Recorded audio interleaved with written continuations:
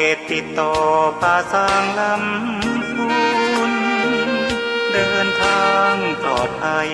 จากเชียงใหม่หรือสายลำพูนยินดีต้อนรับนักบุญมาร่วมสร้างทานบารมีตีสามตีสี่เปิดสถานีฟังตุลุงยองนักเทศเสียงทองชื่อเสียงดังก้องทั่วฟ้าธานีตัวจริงเสียงจริงวัดดอยน้อยแม่จามเทวีต้อนรับญาติโยมที่มีจิตศรัทธามาร่วมสร้า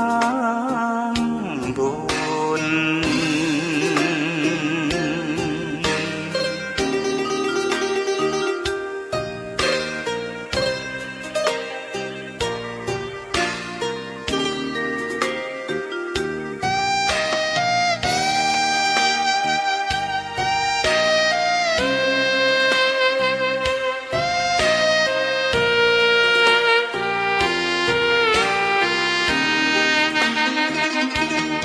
วัดดอยน้อ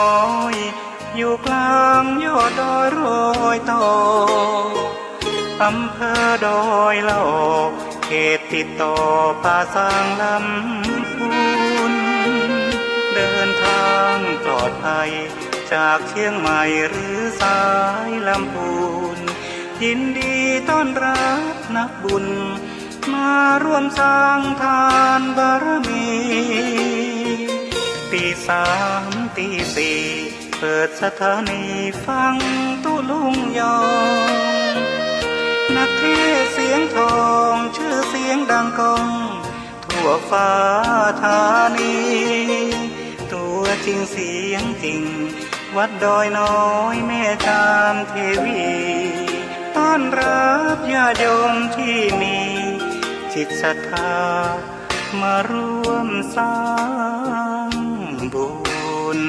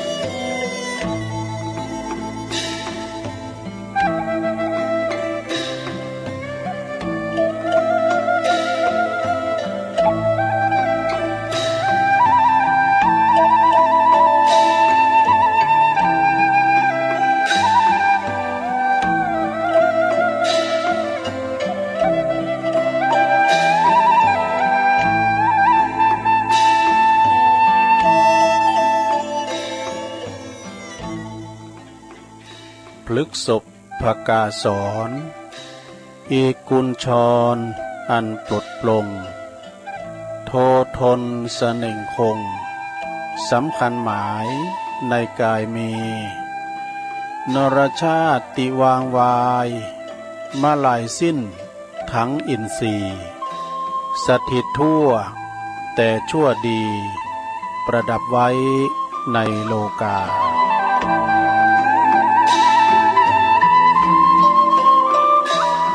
ขอความนอบน้อมแด่พระรัตนตรัยอันมีพระพุทธพระธรรมพระสงฆ์เป็นสรณะตีปึงกราบแนบไต่ไหวสาถวายความเคารพมายังครูบาอาจารย์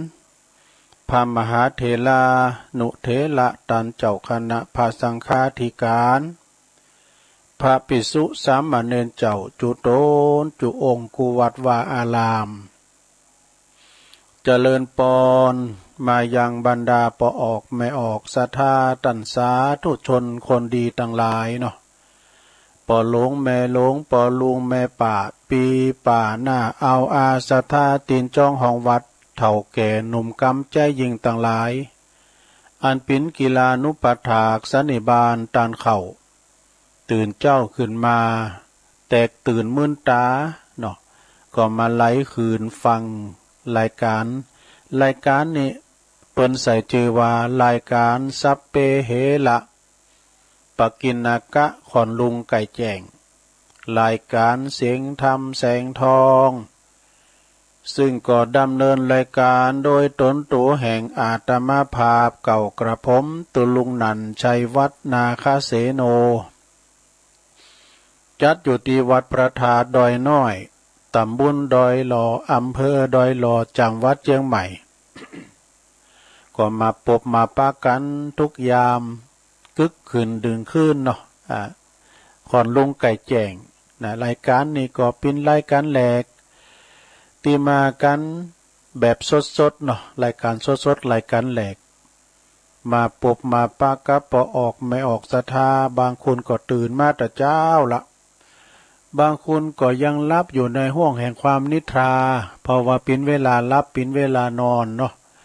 พักผ่อนสายตาดีที่สุดการนอนหลับแต่บางคนก็ตื่นขึ้นมาแล้วการตื่นมาแล้วมันตื่นนอนบัดลับตัวว่าเปิ่นว่าตัวมันดึงขับหนูขับไหนใครมันแจ้งบ่รู้ได้ตัวลุงนี่ตื่นมาได้หมดตีหนึ่งก็ความจริงก็มันตื่นแล้วนะมันนาฬิกามันปลุกจำเป็นต้องลุกมาทำนาทีเนี่ยกศรัทธาญาติโยมทั้งหลายมาเปิดสถานีเปิดเพลงให้ศรัทธาได้ฟังกันฟังเพลงเก่าแห่งความหลังมันโมนอกโมนใจกันไปเนาะภาคบันเทิงต้องขอบคุณติมอบความบันเทิงของเสียงของเพลงต่างหลายเนาะสำหรับแม่บุญยวงแม่น้อยแซ่พันเปิ่นมอบความสุขในด้านเสียงเพลงด้วยดีใดก็ดีของเพลงก็ดีโต้หลายอย่างต้องขอเจริญปอนขอบคุณกับแม่น้อยบุญยวงแซ่พันด้วยวันนี้มาปบมาปะกันก็ตะลงกับวันนี้วันที่24แล้วเนอะ24ของเดือนเมษาเป็นวันเสาร์ตัวยสุขเอาเราเสาร์เอาหน่วยวันนี้มาปบมาปะกันเป็นวันเสาร์เนอะศรัทธาญาติโยมมีกิจกรรมนะจะมีการโยงเข่าบาทกันสุมาขันแก้วตั้ง3แล้วก็จะมาไหวพระหับศีลอย่างต่างๆกิจกรรมวันนี้เปิ่นมาหลวงมาหลายยกวัดมาบ้าน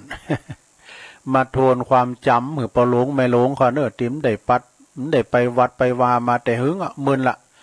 จะไปก็ได้นะตุมันได้การไปนะบุตรอันไปอยู่นางล่อเคียนไปกะเนาะเตอก็วันศีลใหญ่ศีลโลง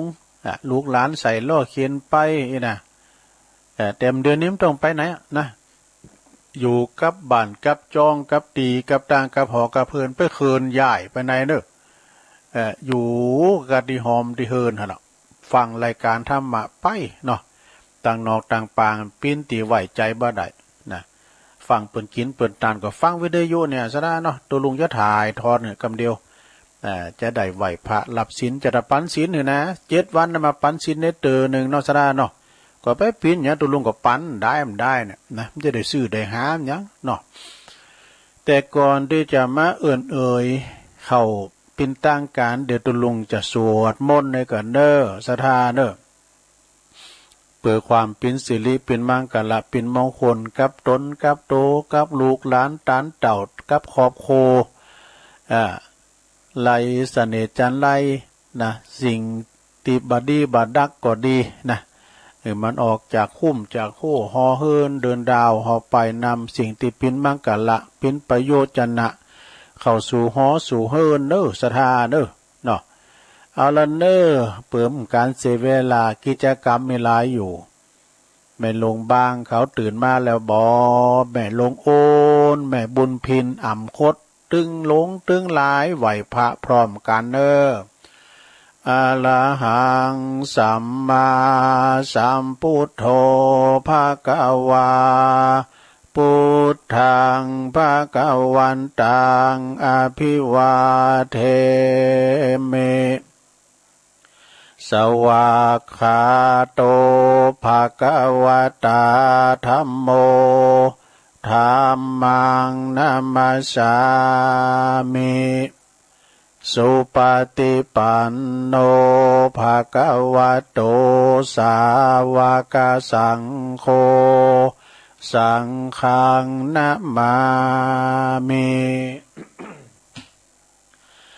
นะโมตัสสะภะคะวะโตอะระหะโตสัมมาสัมพุทธัสสะนะโมตัสสะภะคะวะโตอะระหะโตสัมมาสัมพุทธัสสะนะโมตัสสะภะคะวะโตอะระหะโตสัมมาสัมพุทธัสสะอิติปิโสภะคะวะอะระหังสัมมาสัมพุทโธวิจาจารณะสัมปันโนสุขโตโลกวิทูอนุตตโลปุริสะธัมมัสสาลาธิสัทธาเทวมนุสสานังพุทโธภควติสวากขาโตภควตาธัมโมสันติทิโกอากาลิโกเอหิปัสสิโกโอปันนะยิโกปัจจตังเวทิตาโปวินโยหิติสุปฏิปันโนภะคะวะโตสาวกสังโฆอุจจุปฏิปันโนภะคะวะโตสาวกสังโฆยายาปฏิปันโนภะคะวะโตสาวกสังโฆสามิจิปฏิปันโนภะคะวะโตสาวกสังโฆญาติตังจัตตาลิปุริสะยุคานิอัฏฐปุริสะปุคลาเอสะภะคะวะโตสาวกสังโฆอะหุนายโยปะหุนายโยตาคินายโยอัญจัลลิกาลานิโยอนุตตลังปุญญเขตังโลกัสสาติจายันโตโพธิยามูเลสักยานังนันติวัตตาโนเอวังตวังวิจัยโยโหหิจายสุจายมังคะเลอัปปลาจิตตปันลังเกสีเสปทาวิปุคเลอภิเสเกสัพพพุทธานังอากัปปัตโตปโมทาติสุนักตังสุมังกาลังสุปภาตังสุโหติตังสุขันโนสุโมโหตโตจะสุยิทังพรหมจาริสุปัทขินังกายกัมมังวาจากัมมังปัทขินังปัทขินังมโนกัมมังปณิทิเตปัทขินาปัทขินานิกัตวานะลาพันตัตเถปัทขิเนสัพพิติโยวิวัจจันตุสัพพะโลกวินาศตุมาเตภวัตวันตลายโยสุขีติงกายุโกภวะอภิวาตนะสิลิสันนิจังวุตตาปัจจายโนจัตตาโลธัมมาวัฏันติอายุวันโนสุขังปะลัง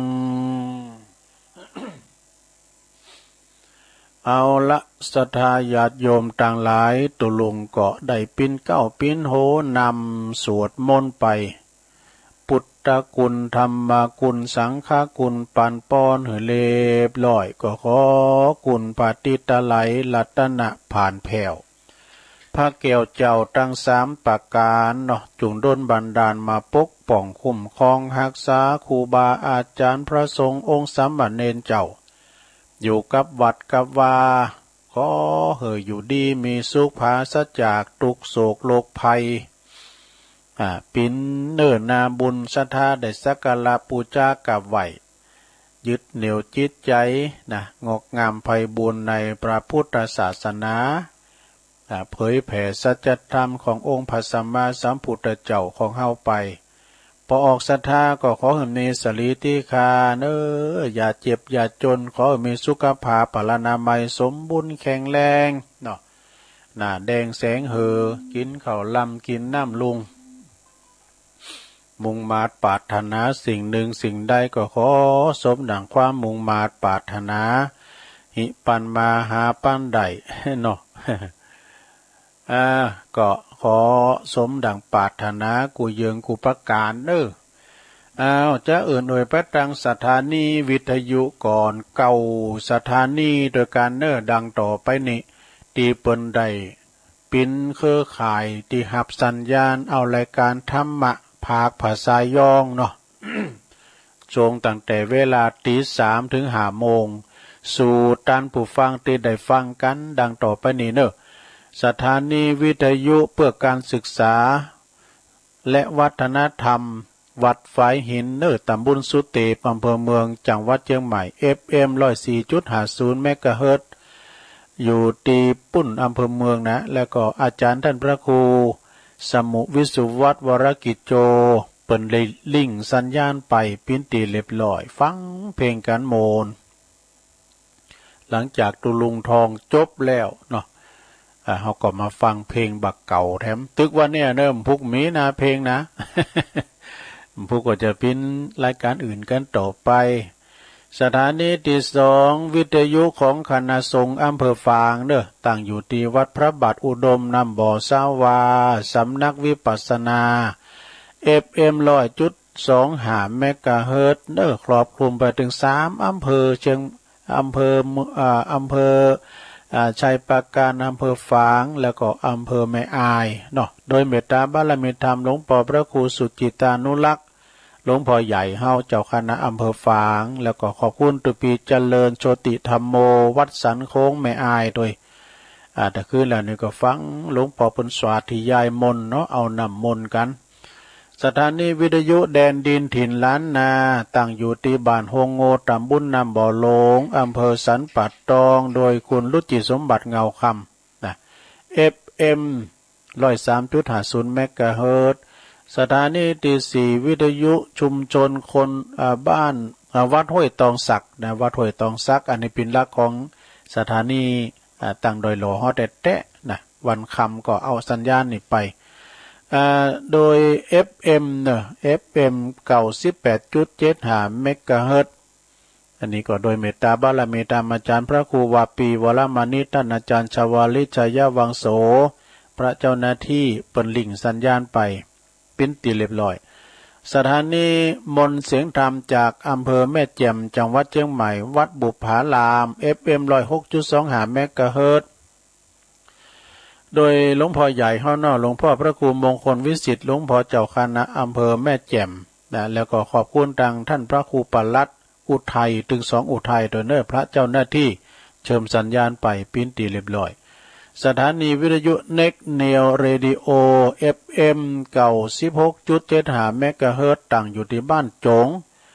ตำบลทุ่งกวาวห้างหุ้นส่วนจำกัดอนุสรณ์เรดิโออำเภอเมืองปานจังหวัดลำปางสถานีวิทยุชุมชนคนเหนือเขื่อนตั้งอยู่ที่บ้านดงดำอำเภอฮอดจังหวัดเชียงใหม่ครอบคลุมไปแถวอำเภอดอยเต่าบนFM 90.75 0.75 เมกะเฮิรตซ์สถานีที่ 8ก็สถานีวิทยุเพื่อการศึกษาและพัฒนาอาชีพราเรดิโอเน็ตเวิร์ก FM 103.00 เมกะเฮิรตซ์ตั้งอยู่อำเภอเมืองจังหวัดลำปางขอบคุณทางคุณอนุพงษ์ตาจินะโดยเจ้าของสถานีที่เก่าสุดท้ายราเรดิโอเน็ตเวิร์กเก่า FM 99.50 วิทยาลัยเทคโนโลยีและการจัดการกฟผ.แม่เมาะลำปางเก้าสถานีญาติโยมทั้งหลาย ตีเป็นรับลิงสัญญาณเอารายการนี้สู่ตันผู้ฟังต่างบ้านต่างจองไก่ไหนฟังหันสัตว์ไหนฟังหันเน้อศรัทธาเน้อ อย่าจิตอย่าใจสืบชะตาประออกศรัทธาต่างหลายโดยนะฟังไปรับไปก็ว่ากันวันนี้พลัมว่าเป็นวันเสาร์สุกเอาเหล่าเสาเอาหน่วยฟังกันหนักกันหลายเนาะศรัทธาว่าจะปิ้นครูบาอาจารย์ต่างประสงค์องค์สังฆเจ้าที่เปิ้นได้เปิดฟังนะว่าเปิ้นว่าโตเฮาได้ยามเมือนได้ออกรายการก็ฟังครูบาอาจารย์เนาะ พวกนี้ก็เริ่มฟังอันนี้ฟังท่านพระครูวรธรรมนาถปัจจเตศน้ำเตตามฟังกุตุนกุองค์มันขึ้นแล้วนี่เจ้าปนอนรับเฝ้าไว้ด้วย ปลายตามปลายเนี่ยเปิ้นเปิดสายรับเฝ้าให้ว่าฟังหลวงพ่อใหญ่ฟังไปแต้นเปิดสายกิจกรรมรับไปเฮก่อนกราบขอบคุณในเมตตาครูบาอาจารย์ที่เปิ้นฟังกันเน้อพระครูสันติเจติยากรวัดเกตการลามอันนี้เปิ้นก็ฟังตลอดเนาะขอบคุณท่านพระครูบุญเลิศอุโมงค์ด้วยพระครูโชติสุวรรณสอนวัดศาลาตะวันนี่ก็แล้วไปแล้วเปิ้นยกเลิกนะวัดศาลานะ23ว่าเนาะปล่อยให้มันเป่งลึ่งก่อนเนาะใจเย็นๆ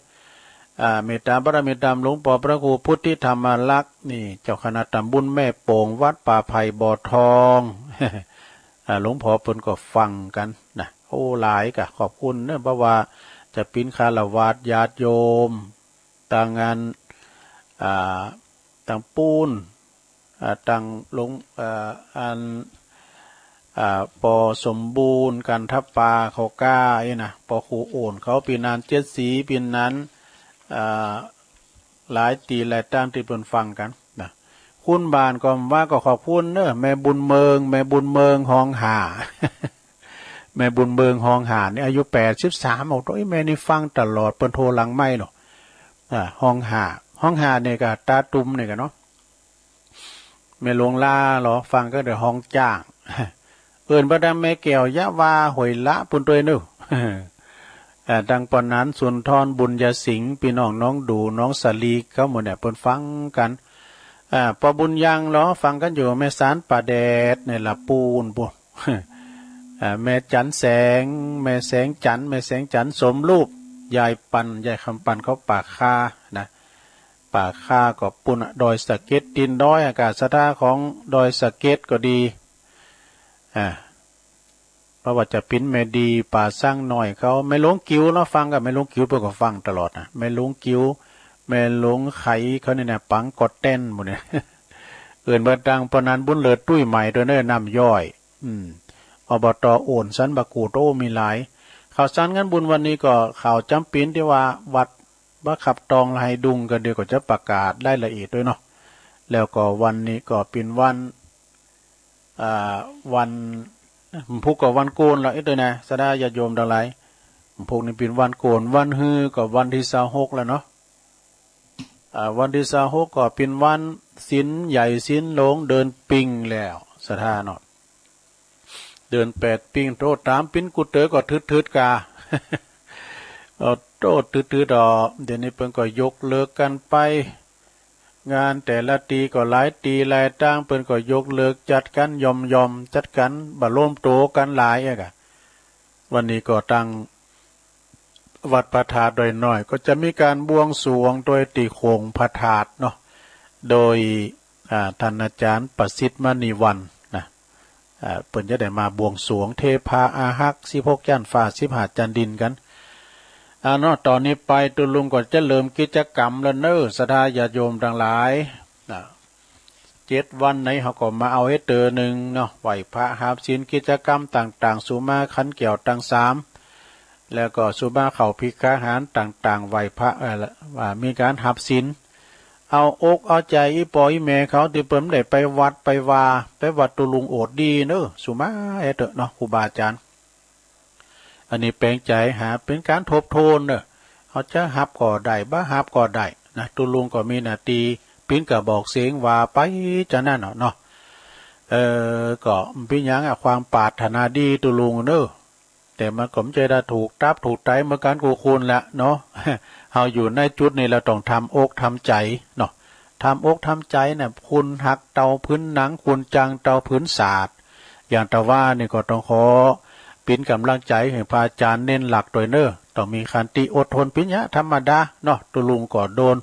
มันก็มีมาเหมือนกันเขาก็ต้องนักแน่นเนาะเอาคุณส่วนหลวงส่วนลายไว้นะขอปิ่นกำลังใจให้ทางพระอาจารย์เน้นหลักโดยเอาต่อไปยอดโยมทั้งหลายเอาจะซูมาขันเกี่ยวตั้ง3กันเนอ ถ้าว่าตัวใดก็ว่าถ้าตัวใดก็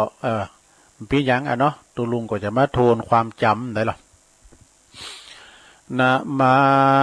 เมปุถังกุณาสากลันตังนามาเมธัมมังโมเนลาจาเตสิตังนามามิสังฆัง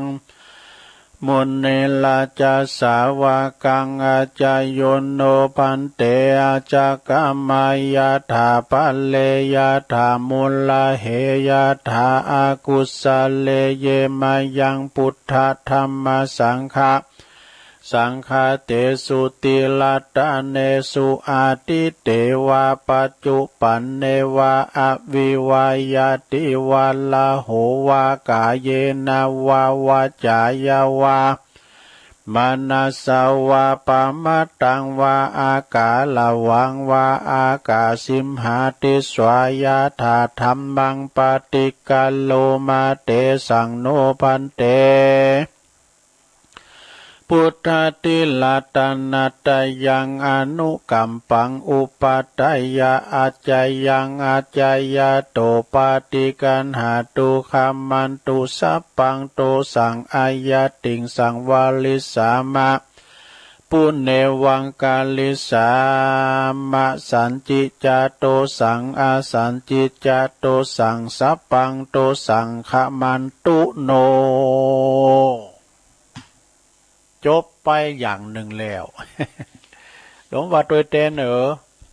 ถ้าตัวมันเต้นก่อนพี่ยันนะหลวงเด้อนะยกมือไหวไปมือซ้าต้องลุกมาเตอนอนอยู่หาเนาะเด้อว่าไปฟังไปละไปไผก่อมว่าอย่างทุกอิริยาบถ4นางนอนยืนเดินต่อไปหมู่เฮาทั้งหลายพอดูปุรามติบมาแล้ว พอล่ำทาเราพอล่ำทาก็ว่าแล้วอาจจะชุมาขันแก้วตั้งอาจจะชุมาเข้าพิฆหารเนอะ พอลามวันนี้มาหลายกับท่านนายกก็มาเนาะได้รับเกียรติกับท่านนายกท่านกำนันปอหลวงบดท่านปอก็มาปู่จอยปอหลวงเขาปุถุสารวัตรแพทย์รุ่นซาลาลัวเนี่ย อันนี้จำลองเนี่ยว่าพร้อมกันเด้อนะมาเมตุปาบุภาลาจาตาเนโอตานาปิกาหาลาตาเนสหปาลิวาลาตาเนวัลตาคินายเยกายะตัวเลวาจิตัวเลมโนตัวเลสันจิจาปะมาเตนาวาอะสันจิจาปะมาเตนาวากายะกัมเมนาวาวาจิกัมเมนาวามโนกัมเมนาวาอาติตาโตสังปัจจุปันนโตสังสัพพังโตสังคัมมันตุโนตุติยัมปิตติยัมปินัมมาเมตุปะปุภาลาจตาเนอุตตานาปิกาหาลตาเนสหปาลิวาลตาเนวัลตาคินายเยกายะตัวเลวจิตัวเลมโนตัวเลสันจิจาปมาเตนาวาอาสันจิจาปมาเตนาวากายะกัมเมนาวาวาจิกัมเมนาวามโนกัมเมนาวาอติตาโตสังปัจจุปันนโตสังสัพพังโตสังขมันตุโนจบไปแถมกรรมหนึ่งแล้ว มันมีปิ่นบทปิ่นโดดของปู่จานนี่นะปู่ลามน้ำกรรมนะน้ำกรรมไปตอนนองวิหารวนต่อไปปู่จานโยงเข่าพระเจ้าเด้อพอลามเสียงดัง อิมังโอตันนาปินดาตานังติลาตานานังสากาจังเตมาปูเจมาตุติยามปีอิมังโอตันนาปินดาตานังติลาตานานังสากาจังเตมาปูเจมาตาติยามปีอิมังโอตันนาปินดาตานังติลาตานานังสากาจังเตมาปูเจมาติกาลตังหิตายาสุขายายาวันนิปานายาสังวัตันตุโนเอาต่อไปโยงเข้าบาทนึงโยงเข้าบาทนี่เพื่อจะไขฝาขอกล่องให้อ้ายออกจุงและอุ่นปุ้มเนอะสามตุองกัสสะโอตันนาปินดาตานังติลาตานานังสากาโหพระใจให้มันได้โหปุจจานโยวาพิษด้วยความว่าปุจจานนั้นอายนะนั้นอายแพ้ปวงกูนะเอาใหม่ตั้งใจกะ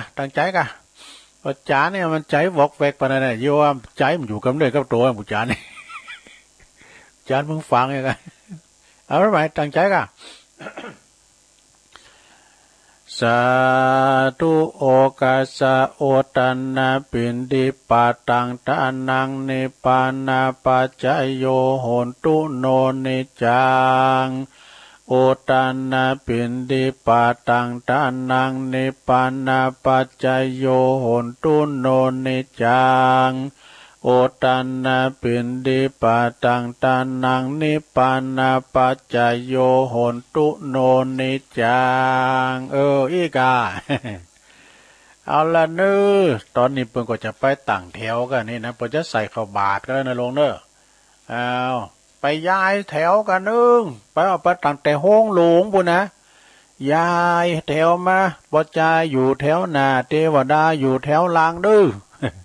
ตอนนี้แต่โกละหนเปิ้นลุกกันน่ะเฮาฟังเด้อบ่รู้อย่ามอขี้คอมะสาลุงว่ามันกะติกว่ามันนึงเฮ็ดติดกันน่ะมันดังฝัดกันกะลงกงกังไอ้ยายแถวนึงขยมเกี่ยมคำก็ไม่ได้หมดขยมโซหาเนี่ยกะละมังทั้งเปี้ยสมุไรข้าวสารกระสอบมีไหนโซมาโซหาไว้นึเขาจะลุ้นบาทนะเนี่ยสถาเขาก็กอยเยาะกอยหยองเนอจะไปเอามือเล้นถูกบาทนะจะไปอู่การหลังงับฮับปากเนอเจาะใส่เก่าใส่โหยอโยงใส่เข่าและลำเปิงในใจว่าข้าวของข้าพระเจ้าขาวดังดอกบัวยกขึ้นเหนือหัวถวายแด่พระสงฆ์จิตใจจำนงตรงต่อพระนิพพานขอให้ถึงเมืองแก้วขอให้แคล้วบ่วงมารขอให้ทันศาสนา ของพระศรีอานในอนาคตการโน้นเทินนี่ เมื่อปิ้นดังนี้แล้วเจาะใส่เก่าใส่โหตอนนี้ครูบาอาจารย์เตี้ยวแล้วนึเอาเปิ้นเดินมาแล้วก้อยเยาะก้อยหยองเอาใส่บาตรข้ามเข้ารุ่นบาทชูเข้าไปอยู่ที่ไหนมันได้ก็กุมงุ่มไม่ฮะเนาะ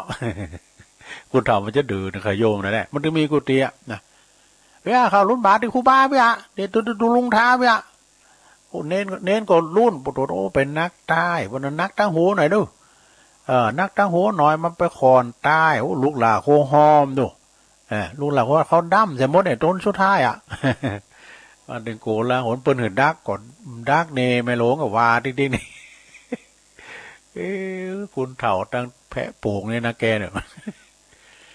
หลังงาพับปากสุขโหมะไปใจเนอสุขโหมะถอดแคบถอดรองเท้าถอดหมวกถอดกูเป็นเนอสถาเนอเตียวกันเข้ามาแล้วตอนนี้ครูบาอาจารย์พระสงฆ์องค์สมณเณรเจ้ามานั่งอยู่บนเต็นอาจสงปิ้นตีเรียบร้อยสถาก็เข้ามาเนอเข้ามาล้างมือให้ที่ก๊อกน้ำนะมันเข้าติดมือลิมกินก่อนเป็นอย่างเนอ แล้วมานางปิ้นระเบียบเรียบร้อยเนาะเดี๋ยวถามเปาหลงไม่อยากจะอู่บ้องบอกอู่อย่างเดียวก็เดี๋ยวเขาจะเริ่มไปทีแล้วเนาะมันควายแล้วมันหล่าแล้วเนาะวันนี้ได้รับเกียรติจาก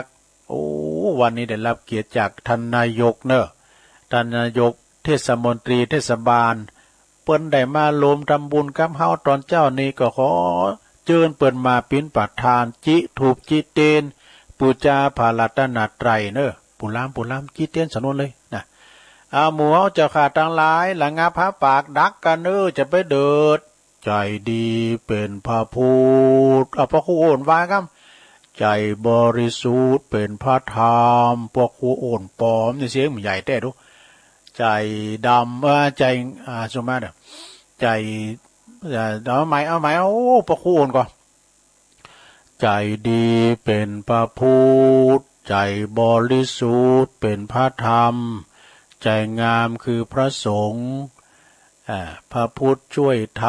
ำพระธรรมช่วยแจ้งลืมไป ลืมกรรมของพระครูอ่อนมาจุมาเนี่ยพระครูเนอะหลังจากที่เปิ้นจิตตีนแล้วหมู่เฮายกมือไหวไปมือซาเนอะตอนนี้ก็ผู้ช่วยผู้ใหญ่บ้านไปเกณฑ์สังเกณฑ์สังเกณฑ์ขันศีลที่พอท้าว่ะเกณฑ์ขันศีลปีนตีเรียบร้อยต่อไปนี่เขาก็จะได้ไหวพระเขาจะได้เอาศีลเนอะสัทธา7 วันนี่ก็เอาให้เตยลงเนอะตุลุงอย่าปั้นศีลเถอะนะไปเสียมันหายเนอะหาข้อมังกรหาข้อได้นะลงเนอะการหายก่อนเป็นยังแหละเนาะเป็นธรรมดา7 วันในตุลุงก็อย่ามาปั้นให้เตยเนี่ยกะเนาะหับไว้นะฮะเนาะหายจากมันเป็นยังเอาไว้ในจิตในใจเขาเนอะปลามเอาไม้ปูจานก็แล้วปูจานเอาว่าเลยปูจานมันล่าแล้วมันควายแล้วตอมแตนเหมือนขานี่ มายังพันเตติสาลเนนะสหปัญจศีลานิยาจามะตุติยมปิมายังพันเตติสาลเนนะสหปัญจศีลานิยาจามะตติยมปิมายังพันเตติสาลเนนะสหปัญจศีลานิยาจามะนะโมตัสสะภะคะวะโตอะระหะโตสัมมาสัมพุทธัสสะนะโมตัสสะภะคะวะโตอะระหะโตสัมมาสัมพุทธัสสะนะโมตัสสะภะคะวะโตอะระหะโตสัมมาสัมพุทธัสสะ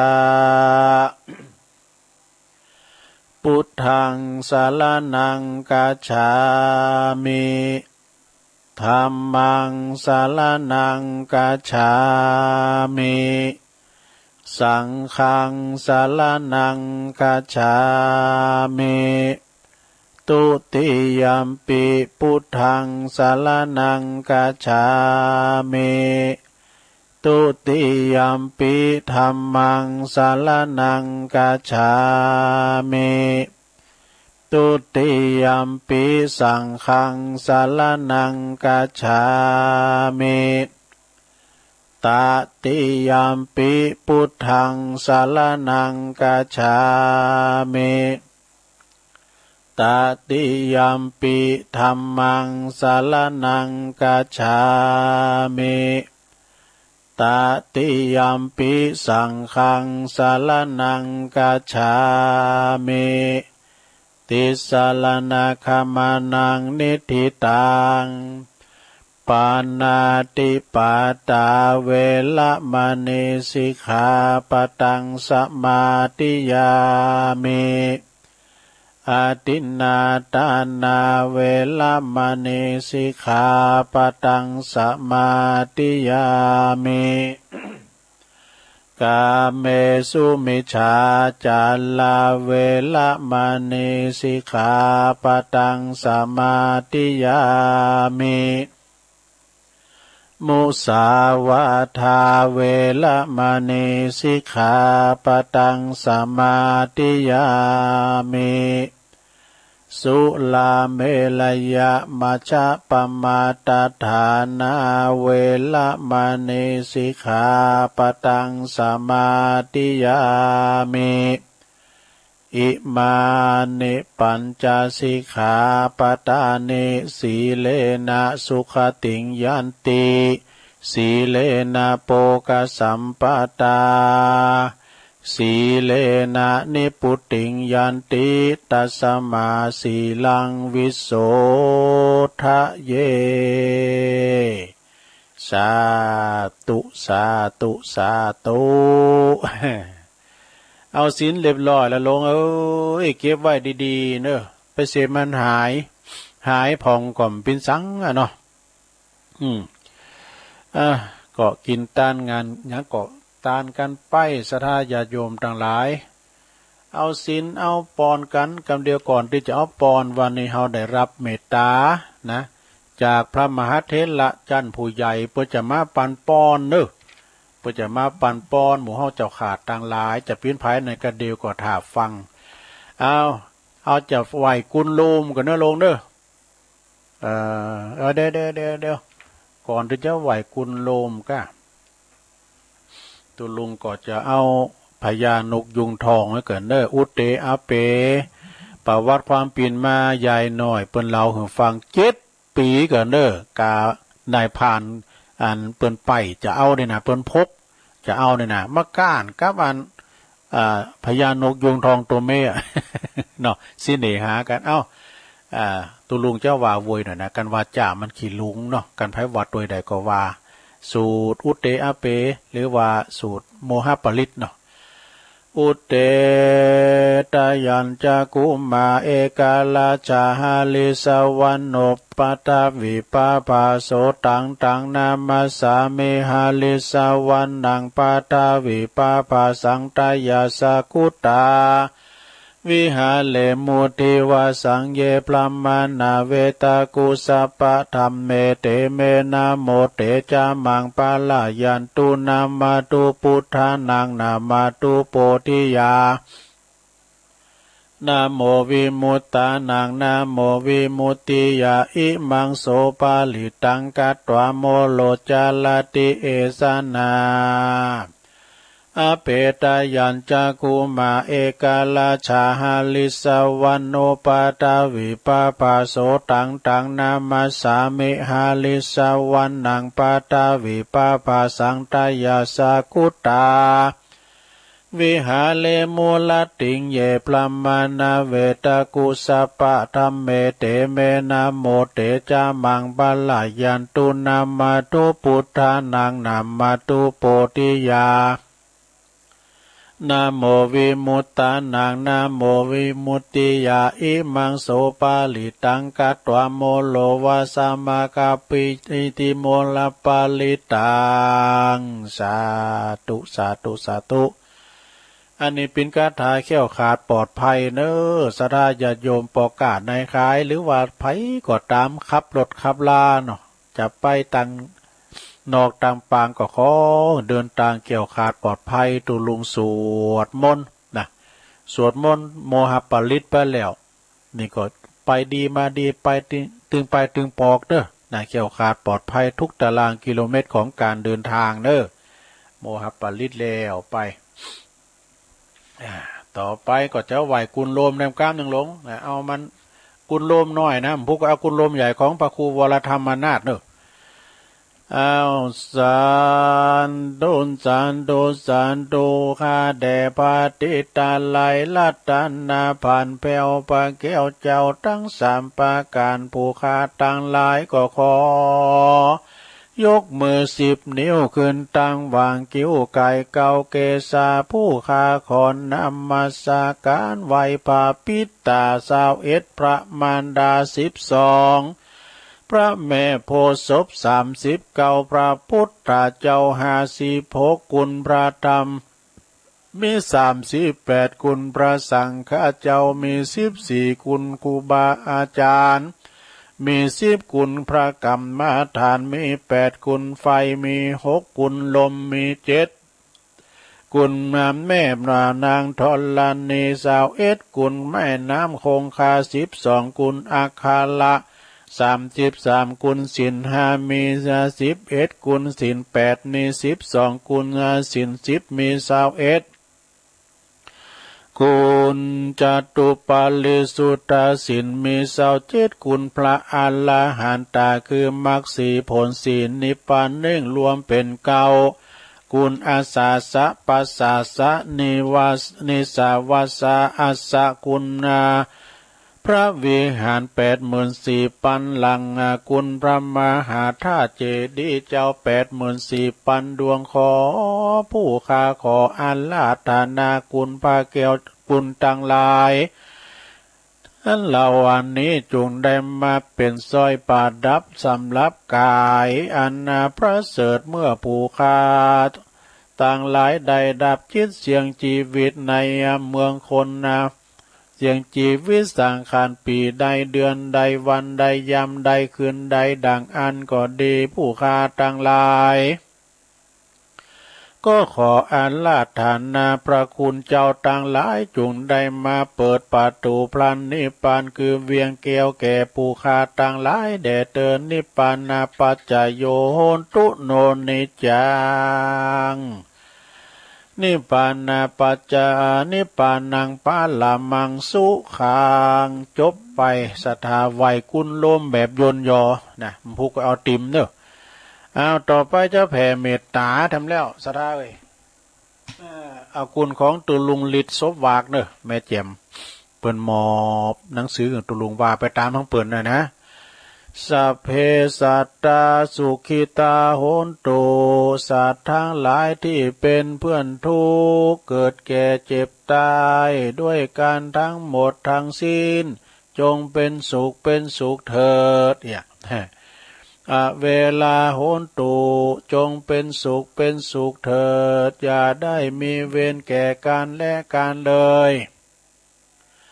อภัยยาปัจจาโหนตุจงเป็นสุขเถิดอย่าได้มีความเบียดเบียนซึ่งกันและกันเลยอนิฆาโหนตุจงเป็นสุขเถิดอย่าได้มีความทุกข์กายทุกข์ใจเลยสุขีอัตตานังปาลิหาลันตุจงมีความสุขกายสุขใจรักษาตนให้พ้นจากทุกภัยทั้งหมดทั้งสิ้นเถิดและขอให้สรรพสัตว์ทั้งหลายจงได้รับกุศลผลบุญให้ทั่วตัวเทินยังกินจิกุศลังกรรมังกรรมใดที่เป็นกุศลอันใดอันหนึ่งที่ข้าพระเจ้าได้กระทำแล้วจงเป็นส่วนแด่ท่านผู้มีคุณทั้งหลายมีบิดามารดาเป็นต้นตลอดจนถึงสัตว์เหล่าอื่นซึ่งเป็นเพื่อนเกิดแก่เจ็บตายด้วยการทั้งหมดทั้งสิ้นขอให้ท่านทั้งหลายจงได้รับซึ่งส่วนกุศลผลบุญที่ข้าพระเจ้าได้อุทิศอันนี้เถิดข้าพระเจ้าขอตั้งสัจจะอธิษฐานขออานุภาพแห่งบุญกุศลที่ข้าพระเจ้าได้กระทำในครั้งนี้จงเป็นภลวะปัจจัยเป็นนิสัยตามทรงให้เกิดปัญญาญาณทั้งชาตินี้และชาติหน้าตลอดชาติอย่างยิ่งจนถึงความพ้นทุกข์คือพระนิพพานด้วยเถิ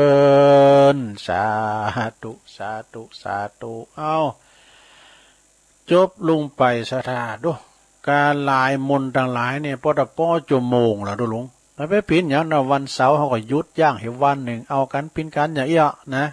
สถาญาโยมต่างหลายเนาะกระเดียวตุลุงจะได้เขาเอาปอนต่างหลายเด้อตุลุงก็จะเอาปอนนะวันนี้ได้รับปอนจากเมตตาบารมีธรรมตันคูบาหน่อยเด้อวัดศรีดอนมูลสลับปีปุ่นนะเพื่อจะมาปั่นปอนต่างอกต่างใจเอาปอนครับหลวงปู่คูบาเด้อหลวงคูบาหน่อยวัดศรีดอนมูลนะหลวงเด้อ ฟังเอาปอนด้วยกันเนอ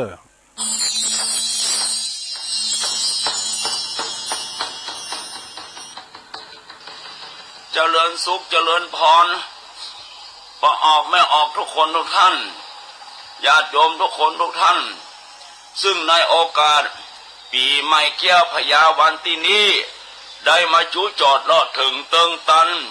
ยังเฮาเจ้าข้าตั้งหลายแล้วดังนั้นขอฮือญาติโยมพอออกไม่ออกทุกคนทุกท่านฮือมีสติทุกเมื่อเพื่อจะได้พ้นจากภัยไก่จากทุกข์พ้นจากข้อปีข้อเดือนข้อวันข้อยามเพราะมาหลับมาตื่นมานั่งมายืนมาเตี้ยวมาเกี่ยวมาขีนข้อขึ้นเหนือล่องใต้ข้อปัดตั้งวัดตกตั้งวันออกข้อน้ำต่ำใต้ตลอดถึงข้อโควิดน้อยใหญ่นาต่างๆอย่าได้มากำกายยังตนยังตัวยังครอบครัวยังหมู่ยังคณะทั่วไทยทั่วโลกนักก็ขอฮือเป็นเบาฮ้อนฮือได้เป็นเย็นคุณมัวฮือได้แจ่มใสโอกาสต่อไปก็ขี้ขายเป็นนาถึงดีๆมีความสุขกายสบายใจ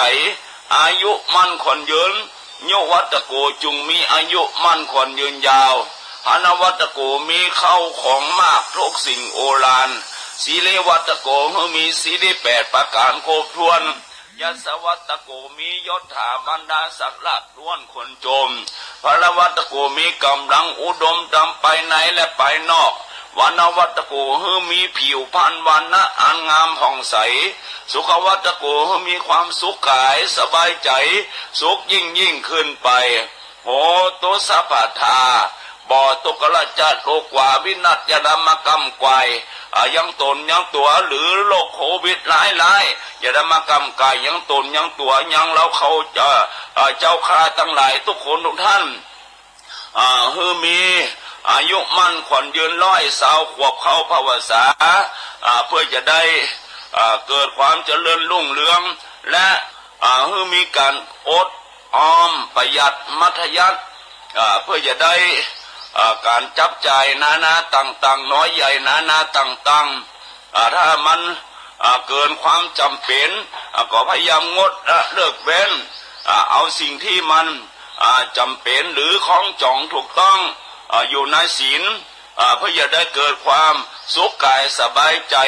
ในโอกาสข้างหน้าไปใจทั่วถึงทั่ว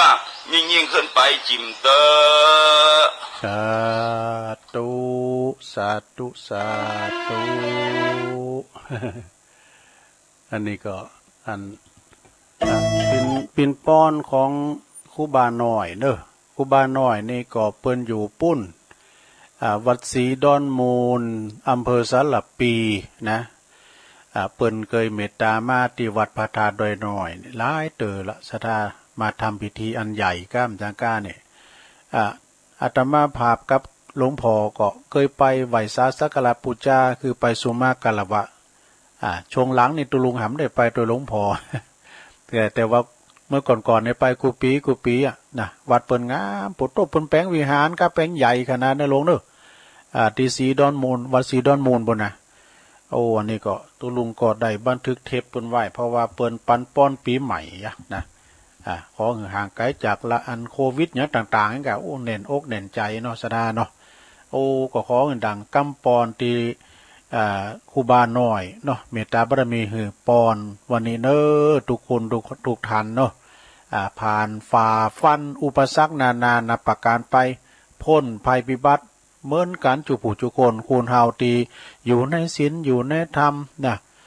ที่ฟังน้ำฟังธรรมลูกหลานก็ดีเนาะก็ขอหืออยู่เย็นเป็นสุขเนอถ้าว่าเฮาปั๊บขึ้นวัดปฏิบัติธรรมนี่ห่างไกลจากภัยยาต่างหลายเนาะอโลคยาปรมาลาภาเอาละตอนนี้ไปตุลุงก็จะได้อู่เลิงขันติเนาะขันติปรมังตาโปตีติกขานี่อันว่าความหมายนั้นก็คือความอดทนนี่คือความอดกันปินตบะตียิงยอดเตียนยอดยิงนะชีวิตของมนุษย์ทุกคนที่เกิดมาในโลกนี่นะสดาญาติโยมทั้งหลายต้องผ่านความร้อนความหนาวผ่านร้อนผ่านหนาวต้อง ประสบพบผ่านกับปัญหาอุปสรรคนานาประการเนอะอย่างมีคำคมที่เปิ้นว่ากันกล่าวกันว่าคือชีวิตนี้บ่ได้ลอยโดยกุหลาบนี่โดยกีบกุหลาบไม่ได้โรยโดยกีบกุหลาบนะมันยอมจะมีมยั้งถิ่มแทงนะฮือได้รับความเจ็บปวดพองปิ้นสิ่งต่างๆนะมาปิ้นสิ่งต่างๆกำเสียดแทงอย่างต่างๆที่มาบั่นทอนกำลังใจเฮานะ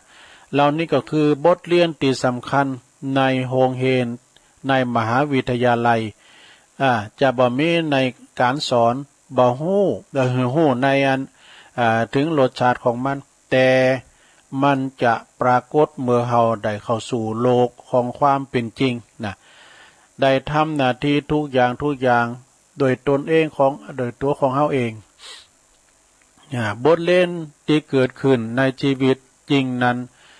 คือเฮาเก็บมาเป็นครูสอนเนอะคือเฮาถือว่าเป็นบทเรียนที่อันทรงคุณค่านะอันทรงคุณค่าแล้วจดจำไว้เปิดเตือนสติสกิจใจอย่าทอดแท้อย่าทอดถอยตั้งสติหือดีพยายามพอหาสิ่งดีอันมีการในชีวิตเฮานี่หืมนักที่สุดนั่นและยอมแสดงหือหันว่าเบื้องต้นเฮาต้องหาความอดทนไว้ก่อนคือคันเตี้ยนะเอาความอดทนเป็นหลักเป็นติตั้งแล้วก็ความอดทนคือหยังก็คือความบึกบึนวะนะยอมรับสภาพความ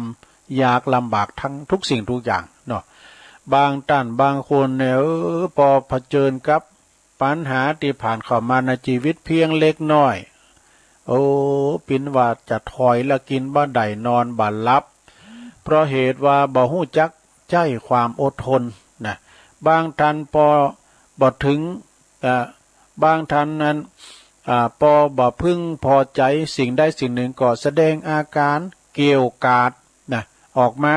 เพราะว่าบ่ฮู้จักความอดทนนั่นเองความอดทนนี่มันนักแน่นในใจมันมีเหมือนกันหมดศรัทธาญาติโยมทั้งหลายเฮาอยู่จุดนี้แล้วต้องทำใจนะเพราะว่าจะปิ้นปอหลงบ้านปิ้นปอแควนปิ้นผู้จอยปิ้นคู่ปิ้นหยังต่างๆนะปิ้นผู้นำไม่ได้นะมันเป็นซ่องใส่เยอะศรัทธานายกเนี่ยบรรดาถึงวันแต่ว่าเปิ้นก็พยายามเนาะพยายามที่ว่าจะมอบหมายความสุขความเจริญบ้านเมืองอย่างปอหลงกำนั่นเนี่ยอย่างนายกเทศมนตรีก็ตามนายกอบตก็ตามตุหลงก็ตามนี่ เป็นซองใส่เยอะให้ก็ไม่หาเนาะดีก็ไม่หาเนาะเนี่ยบางครั้งบางทีน้อยอกน้อยใจในโชคชะตาวาสนาเฮาเนี่ยมาลำเลยนะตีโพยตีพายตีอกฉกโตนะอันนั้นก็เพราะว่าบ่ฮู้จักใจรักในความอดทนนี่ต้องมีความอดทนเหมือนกับตุลุงจัดรายการเนี่ยบางคนก็สอบบางคนก็ไม่สอบเขาก็ต้องทำใจไว้ก่อนนะมีเหมือนกันที่โทรมาลังไม่นะอย่างอาจารย์เน้นหลักว่าเปิ้นก็มาแต่เปิ้นถอดถอนใจนะเข้าใจกันกะเนาะเข้าใจกันก่อนพี่ยังถือใจความนักแน่นอดทนเนี่ยนะเขาก็เกิดว่าเขามามอบความสุขให้กับศรัทธาญาติโยมบางครั้งบางทีคุณเฮามันหัวใจห่อยทีเดียวกันแต่มันนาจิตตั้งนี่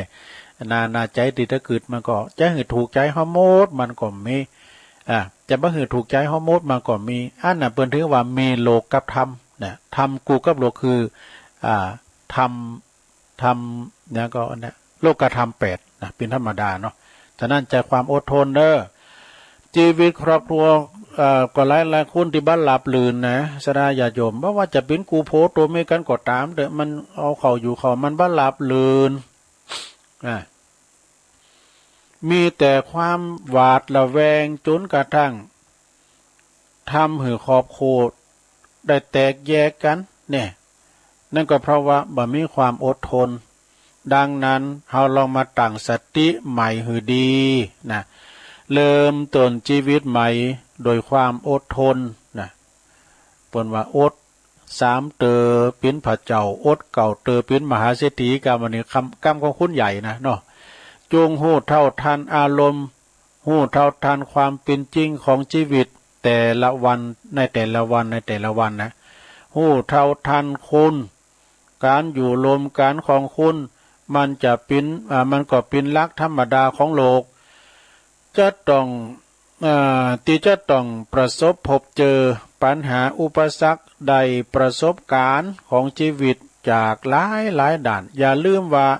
สิ่งที่เฮาได้รับนั้นแหละคือคุณค่าอันสำคัญเนี่ยขอเพียงแต่เฮานำสิ่งนั้นมาเริ่มต้นโดยความอดทนนั่นก็คือเริ่มต้นชีวิตที่ดีที่สุดบักกระทบกระเทือนไผที่ในตั้งใดหู้จักการสร้างสรรค์นะให้ความสำคัญด้านจิตใจขึ้นหนักขึ้นอย่าจะไปฟ้าวกึดถึงเรื่องอื่นๆขอให้เฮานั้นมีธรรมะข้อแรกนะคือหยังธรรมะข้อแรกนั่นเสียก่อนคือความอดทนนั่นเองแล้วก็ค่อยๆสอนตัวเองโดยธรรมะตีปิ้นตีปิ้นขันตอนอันงดงามอื่นๆกันต่อไปจบสราญาโยมทั้งหลายเนี่ยขอความนี่นะเขาท่านะอันนี้เรียกว่าความอดทนเนี่ยขันติขัน มีคำกรต่อท้ายท่านหน่อยว่าเขียนคำว่าอดทนบนกระดาษแล้วเดินวาดลวดลายระบายสีด้วยการสร้างคุณงามและความดีชีวิตนี้เริ่มต้นใหม่ไม่ยากเย็นนี่ขันติเนอขันติ จบลงไปสดาญาโยมทั้งหลายขอคิดประจำวันเนอขอบคุณเจ้าของอันนี้กรรมเอานิมกรรมเนาะเอาของไม่เดินเพนนำกรรมเอาเรื่องเป้านำกรรม เพราะว่าคุณดีกว่าเหมือนกับเป้านะสถานะ เป้านี่มันใจได้หลายอย่างเอาห่อขนมก็ได้ว่าในสุมาเด้อตุลุงมา ตุลุงจะอุ่มดีมดักย่านยังอ่ะเพิ่นโทรมาลังไม่เพราะว่ามดงามนั่นน่ะ ก็อุปตามตุลุงทองเนาะเพิ่นว่ามดงามมันมักมันหมูสัตว์ถูมักใส่โต๊ดมดงามนี่เจ้าเพิ่นก็ว่าดูว่าได้ว่าก็ฮะลุงทองมดงามเนี่ยนะจะกำจัดมันนี่มันยากมันมักน้ำมันหมูยาให้นะก่อนนี่น้ำมันหมูนี่บนใส่ซองห้อยนี่เปิ้นน้ำมันหมูน้ำมันพืชกุ๊กอย่างนี้มันจะมีหรอมีน้ำมันหมูนะเปิ้นใส่ซองเนี่ยซอง50ตั้งครับเนี่ยก่อนมันจะแปลงเนาะแต่ว่าตั้งมันแปลงแล้วก็เอามาหูใส่เนาะจะโขจะเจ้าจะจื้นอย่างก็ตามแล้วเอาแซดคว้างไว้ที่แปะกันเตาไฟน่ะมดงามคืนนี้ มดงามมันมักมันหมูลุงทองบอกว่าถ้าเอาอาหารมันเตียวมันไต่ไปได้เป็นเส้นเป็นสายนะเนี่ยที่เปิ้นขูดเป้าเก่านั่นไอ้นี่กระลูกบะเป้านั่นเอาไปควบไว้เนี่ยสักบื้อเนี่ยมาพอดบดตู วันดึงดำผื่นมันมักอะเนาะเอาละต่อไปจะอู่เรื่องเป้ากันอันนี้เขาถามกันคนดีดังบะเป้าเนอะก็เหมือนเป้านะคนดีนะเป้านี่ดังคนดีนะมะพร้าวเป็นผลไม้ของเทพเจ้าด้วยของเทวดาเกินนะเป้าเนี่ยก่อนในตูนเขาใต้กันด้วยตากก็เต็มไม่ตากก็เต็มเนี่ยปิ้นยังเนี่ยปิ้นว่าเป้าน้ำเป้าเนี่ยมันตึงเตรียมคุณได้น้ำเป้าเนี่ยถือเป็นน้ำบริสุทธิ์นะขนาดคอนเนี่ยสมาร์ทหลงเราอยู่ที่มิซุกนะเปิ้นจะเอาขึ้นกองฟอนเพื่อเอาน้ำเป้าในโฮดดูล่างหน้าด้วยน้ำเป้าถือว่าเป็นน้ำบริสุทธิ์พุทธผ่องนะบาเป้าตกจากที่สูงมาแตกเนอะเป้านี่มันแตกนะเพราะมันเปิกมันหุ่มหนาห่อหุ่มไว้ดุดคุณเฮาเนี่ยเหมือนปอออกสถาที่ฟังธรรมนี่ก็ดีนะคุณมีศีลมีธรรมแม้ว่าจะมีความตกต่ำก็ยังบ่ทิ้งความดีมีคุณคอยช่วยเหลืออยู่เสมอเพราะความดีของอันตนเองนี่2นั่นเจ้าหนึ่งนะข้อ2เป้าในเมนน้ำโดยตนเองนะน้ำมันมีในโตนะลงเด้อบ่มีไผตั้งน้ำใส่เลยว่าตักก็เต็มไม่ตักก็เต็มมันมีน้ำในโตดุดคุณผู้ใฝ่ดีแสวงหาแต่ความดีทำดีใดโดยตนเองแต่ก็น้อม รับคำชี้แจงแนะนำของคนอื่นเสมอนี่อันนี้ข้อที่สองนะเดี๋ยวกะไปเฝ้าโทรมาดูข้อที่สามสดาญาโยมข้อที่สามมะพร้าวตกน้ำไม่ไหลตกไฟไม่ไหม้ไปใจเข้มใดอันนี้ก็อันมันว่าไปตามปากอะทุลุงอ่ะนี่เป้านี่ตกน้ำบ่จุ่มนี่ตกในน้ำนี่บ่จุ่มน้ำเป้ามันลอยมองลงมาหนาพอลอกกันน้ำนองก้าหรือว่าเขาพอเตียนเขาพอตีน้ำเมืองนะมาพอตีน้ำเมืองขอบคุณแม่พินเนอร์ส่งไล่มาว่าฟังอยู่เนอแม่สายพินบึดซอเนอแม่สายพิน ตุงสานขอบคุณแม่น้อยกัดนัดโดยส่งเฟซส่งไล่มาฟังอยู่เนอนะข้อที่สามนี่มะพร้าวตกน้ำไม่จมลอยไปอย่างนั้นดุดกับคุณดีนะคุณเฮาอย่างประหลงไม่หลงเขาเนี่ยเป็นคุณดีทางนั่นพลาดพลั้งในชีวิตก็สามารถประคับประคองชีวิตได้บรรจุมอยู่ในความผิดพลาดนะนำปาตัวเองสู่สังคมตีดีได้นี่สถานเนอะข้อที่สี่ไปเลยบับเป้าในจุ่มดินโคลนตีซกกับปกสามารถเติบโตปุตโตออกหากได้ เติบโตออกหากได้งอกเงยได้ดังคุณดีแม่ว่าเกิดในตระกูลแต้มตระกูลต่ำไหมเนาะยากลำบากก็ยังสามารถเติบโตก้าวหน้าเป็นคุณดีในสังคมยกฐานะทางสังคมของตนได้ดีโดยนี่ข้อที่ห้าสุดท้ายนะลงเนอะ ข้อที่ห้าสุดท้ายเป้ามีคุณค่าเนอะยิ่งแก่ก็ยิ่งมีประโยชน์มาเปล่าเฮายิ่งแก่ยิ่งไม่ สุมาเนอะเพลงมันว้านี่เนาะเอาเป้ามาขายโซนก็ไปโดดเป้าฮะเนาะ บาเป้านี่ยิ่งแก่ยิ่งมีคุณค่านะ ยิ่งแก่ก็ยังมีประโยชน์เนอะได้ใจใดทั้งลูกทั้งน้ำเนอะทำเป็นอาหารเป็นกะลามเป้าเนี่ย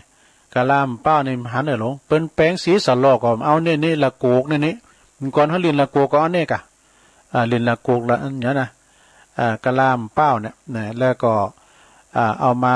แป้งน้ำบุยก้านี่เอามาแป้งปากก็ไม่ได้ก่อนนี่เปิ้นเอาแป้งปากก็ไม่หรอกตุลุงเสียฮักหลายเตือ เอาโขเปิ้นจดเล็กไอ้นี่เนาะก็เยี่ยมเต้นสมัยได้ก่อนเนี่ยได้เปิ้นเอามาแป้งกะลาทำปิ้นเครื่องประดับปิ้นเครื่องฝีมืออย่างต่างๆแม่เปิกนอกนั้นก็ยังใจประโยชน์สมัยก่อนนี่เปิ้นก็เอากาบเป้าเนี่ยนะเอาไปคัดหมอคัดไหคัดขี้ไข่เนี่ยก็เอาไปจ่อไฟเอาไปซุมไฟเอาไปกอบลำใหญ่มันมีสปาเนาะเอาอุดยุงก็ได้ดูเอาอุดยุงได้แล้วก็คงเปรียบเหมือนคุณเฮาที่ยิงอาวุโสยิงเท่าขึ้นมาก็ยิงมีประสบการณ์ดีมากมายดีมากมายเฮาก็ยังเป็นคุณที่มีคุณภาพอยู่แน่จบสดาญาติโยมทั้งหลายเข้าท่าเนอะอันนี้มาเล่าครั้งที่สองแล้วของแม่เดือนเพ็ญทิมหว่างจากน้องห้าสันป่าตองเนาะอันนี้เขาเอาของแม่แดงรัตนาดอกตะล่อมน้ำก้ามกันอันนี้ก่อนเน็ตนะ เวลาตะลุงตึงหลายอยู่เนาะวันนี้มาวันสุดท้ายกันติ้มตีนะลงเนอะผู้ก่อแต่เป็นรายการอื่นกันต่อไปตะลุงมาป้ามกำกับปุ่นวันพระฤพัฒนากรรมบักเก่าวันนี้ของปครูอำนวยกับลำพัดโดยความอุปถัมภ์ถวายจากแม่แดงรัตนาปูนปากคอยไตเดียวกันเด้อหมายความว่าเปิ้นกรรมเปิ้นว่าจะดีจะตีเล็กขัดใจตีย่ามือมันห่อนนี่จะฟ้อนก็ขัดใจฟ้อนย่ามือมันเมา เวลามันเมาเนี่ยมันถึงจะหงอายดอกฟ้อนงามๆเนี่ยเนาะจะตีเล็กก็หีบตีในขณะที่เล็กกับลังห่อนจะตีเหล็กก็ตียามขณะที่มันร้อนก็มันยินแล้วนะตีมันจะหาว่านั่นนี่ถ้ากับเปิ้นเอาเผานะเปิ้นขินผ้าขินมุ้ยก็ตามโอ้โตเปิ้นมีสูบลุ่มแล้วนะหูกูบ เอาพอนะมาอย่างนั้นเนี่ยเปิ้นเป่าพุทโธแห้งขนาดไฟมันนะจนแดงเล็กนะ แล้วก็เปิ้นเอามาตีนี่ตียามเมื่อมันห่อนนะแล้วก็จะฟ้อนก็เฮาก็ฟ้อนยามเมื่อมันเมาไอ้เอื้อ ก็หมายถึงว่าถึงโอกาสเฮือเล็บเปิ้นว่าถึงโอกาสมาถึงก็รีบเอาเสิเนาะ เป็นกรรมบ่เก่านะสดาเนี่ยเป็นกรรมสอนด้วยนะ ก็ถ้าว่าโอกาสดีๆมาเนี่ยนะสถาญาติโยมทั้งหลายก็หีบทำนะหีบทำรีบไขว่คว้าหีบไขว่คว้าเนาะอย่างตุลุงเนี่ยเปิดมอบหมายเวลาตุลุงก็เป็นจังว่าชีวิตช่วงหนึ่งที่ว่าได้มามาจากับปออกสถาเนี่ย คุณเฮามีความสามารถเปิดเตอนะ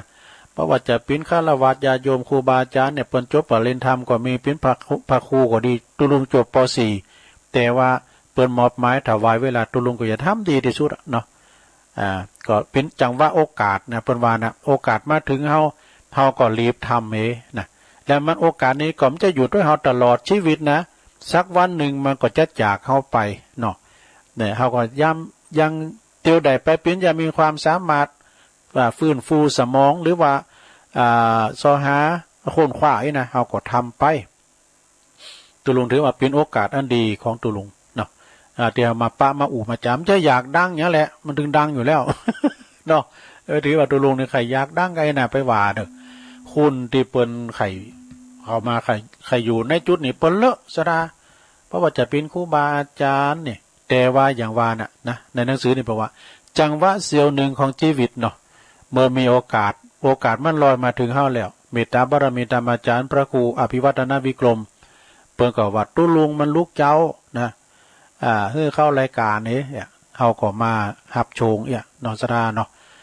เป็นกูเป็นกีมกันไปเนิ่มจะหวังอยากเด่นอยากดังอย่างซักอย่างแล้วแต่ใจมันหักใจมันโหมเนาะขอต่อไป จอกปอกไหนก็ปอจอวอไหนก็ควักอันนี้นี่เป็นคำหลึกหน่อยสถานเนอะบางคนมันเกิดมันเกี่ยวกับบุญด้วยนะบุญกุศลที่เราได้ทำมาเนี่ยสถานญาติโยมบางคนเนี่ยเกิดมาหิมหลุมหิมตายมันก็ยังพอกพูนยังมังมีขึ้นมามันยังอั้นก็มันเกี่ยวกับบุญเก่าด้วยนะสถานบางคนเกิดมาเราละอ่อนว่ำซื่นกันลักเอาลูกเอาเมกันลังเอาผัวไม่เขาจะขืนมาเนี่ยเปิ้นสั่งสมบุญมาแต่จาดปังของเขาต้องเจอบุญด้วยนะบุญเก่าเขาบุญเก่าเปิ้นมีหรอกเขาจะไม่ลืมนะบุญเก่าบุญใหม่เนี่ยมันมีความสำคัญนะอย่างตุลุงเนี่ยการบุญเก่าส่งยู่ไปได้มาบวชเนี่ยเอาโต๊ะไก่เนี่ยเนาะจะหมดตุลุงตายไปจะร้ายเอาคือบอกเนาะตุลุงขึ้นเสลิกสลามเขามาตั้งเข้าสู่ร่มผ้ากาสาวพัดเนี่ยแล้วได้มายุดอยู่จุดนี่นะตุลุงดีใจเนอะเป็นบุญนะจะได้อย่าลองฟังดีๆเนาะบางคนเนี่ยมันต้องใจบุญเก่าโจยโตยบางคนปวดโธ่ปินยังกว่าตามได้หลงปินนายกปินตำรวจปินทหารปินข้าราชการปินครูปินบาการบุญเก่ามันโจยมันได้ปินนะมันได้ปินแน่นอนเนี่ยพอเตอสมัครปินปลกปิน3 เตอ4 เตอก็มันได้ปินพร้อมยังก็บุญเก่ามันถึงบุญบ่ถึงเนาะอันนี้มันเกี่ยวกับบุญเก่าด้วยนะน้องสดาเนาะบุญไผ่บุญมันบางคนสอหากันหิมหลุมหิมตายมันได้ก็ยิ้มลำโรยเปิ้นก็ล้างเอากันมาเนี่ยเปิ้นขี่รถยนต์วีโก้กันไหนเอาหิมตายขี่ล้อ มันต้องเลี้ยวแต่วาสนาหน้าบุญของไผ่ของมันเนาะ แล้วเดี๋ยวกันเด้อจอกปอกไหนก็จอวอหันนี่นะ สิ่งใดที่มันพอกพูนอยู่แล้วก็ยังมีสิ่งอื่นเข้ามาพอกพูนเข้ามาแถมเนี่ยได้เงินหันมาแล้วไปบ่ตอนนั้นได้มาทันแล้วมากูหอมกูฮู้คือมันรวยได้อย่างไรเนาะเงินดีเนี่ยมันจะว่าเงินรวยตังลัดนะแล้วก็สิ่งไหนที่มันลอยล้อลุงไปเนี่ยก็ดูว่าพี่ซ้ำดำพลอยก็ดูเหมือนว่าจะถูกควักออกไปติ๊กๆนะก็ลอยล้อลุงไปทำติ๊กๆอันนั้นก็ดีใจแปะอันนั้นเปิดก็มาโตยสตังเนี่ยแล้วก็อันใดก็ดีจกดีจ่ายเทอมอันนั้นอันใดก็ดีจกดีจ่ายรายได้ก็มีเนาะความหมายมันก็ถึงอยู่ที่ว่ามันมีเงินทองนะยิ่งลำรวยเท่าใด ก็หาเงินมาพอกพูนขึ้นไปเลยทำอย่างยังก็เป็นเงินเป็นทองไปหมดเนี่ย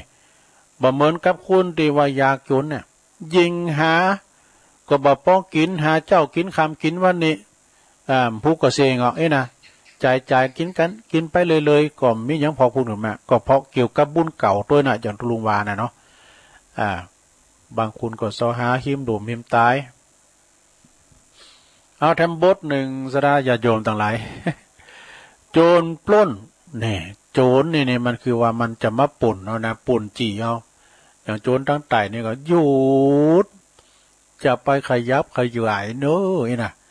เอาชัดตังมานี้อันนี้คือการปล้น เดี๋ยวอุ่มโศกให้เนาะหยุด ชัดตังมีเท่าใดเอามานี้ปูนตั้งแต่พวกโจรป่นยังเหลือเฮินไฟใหม่ยังเหลือแผ่นดิน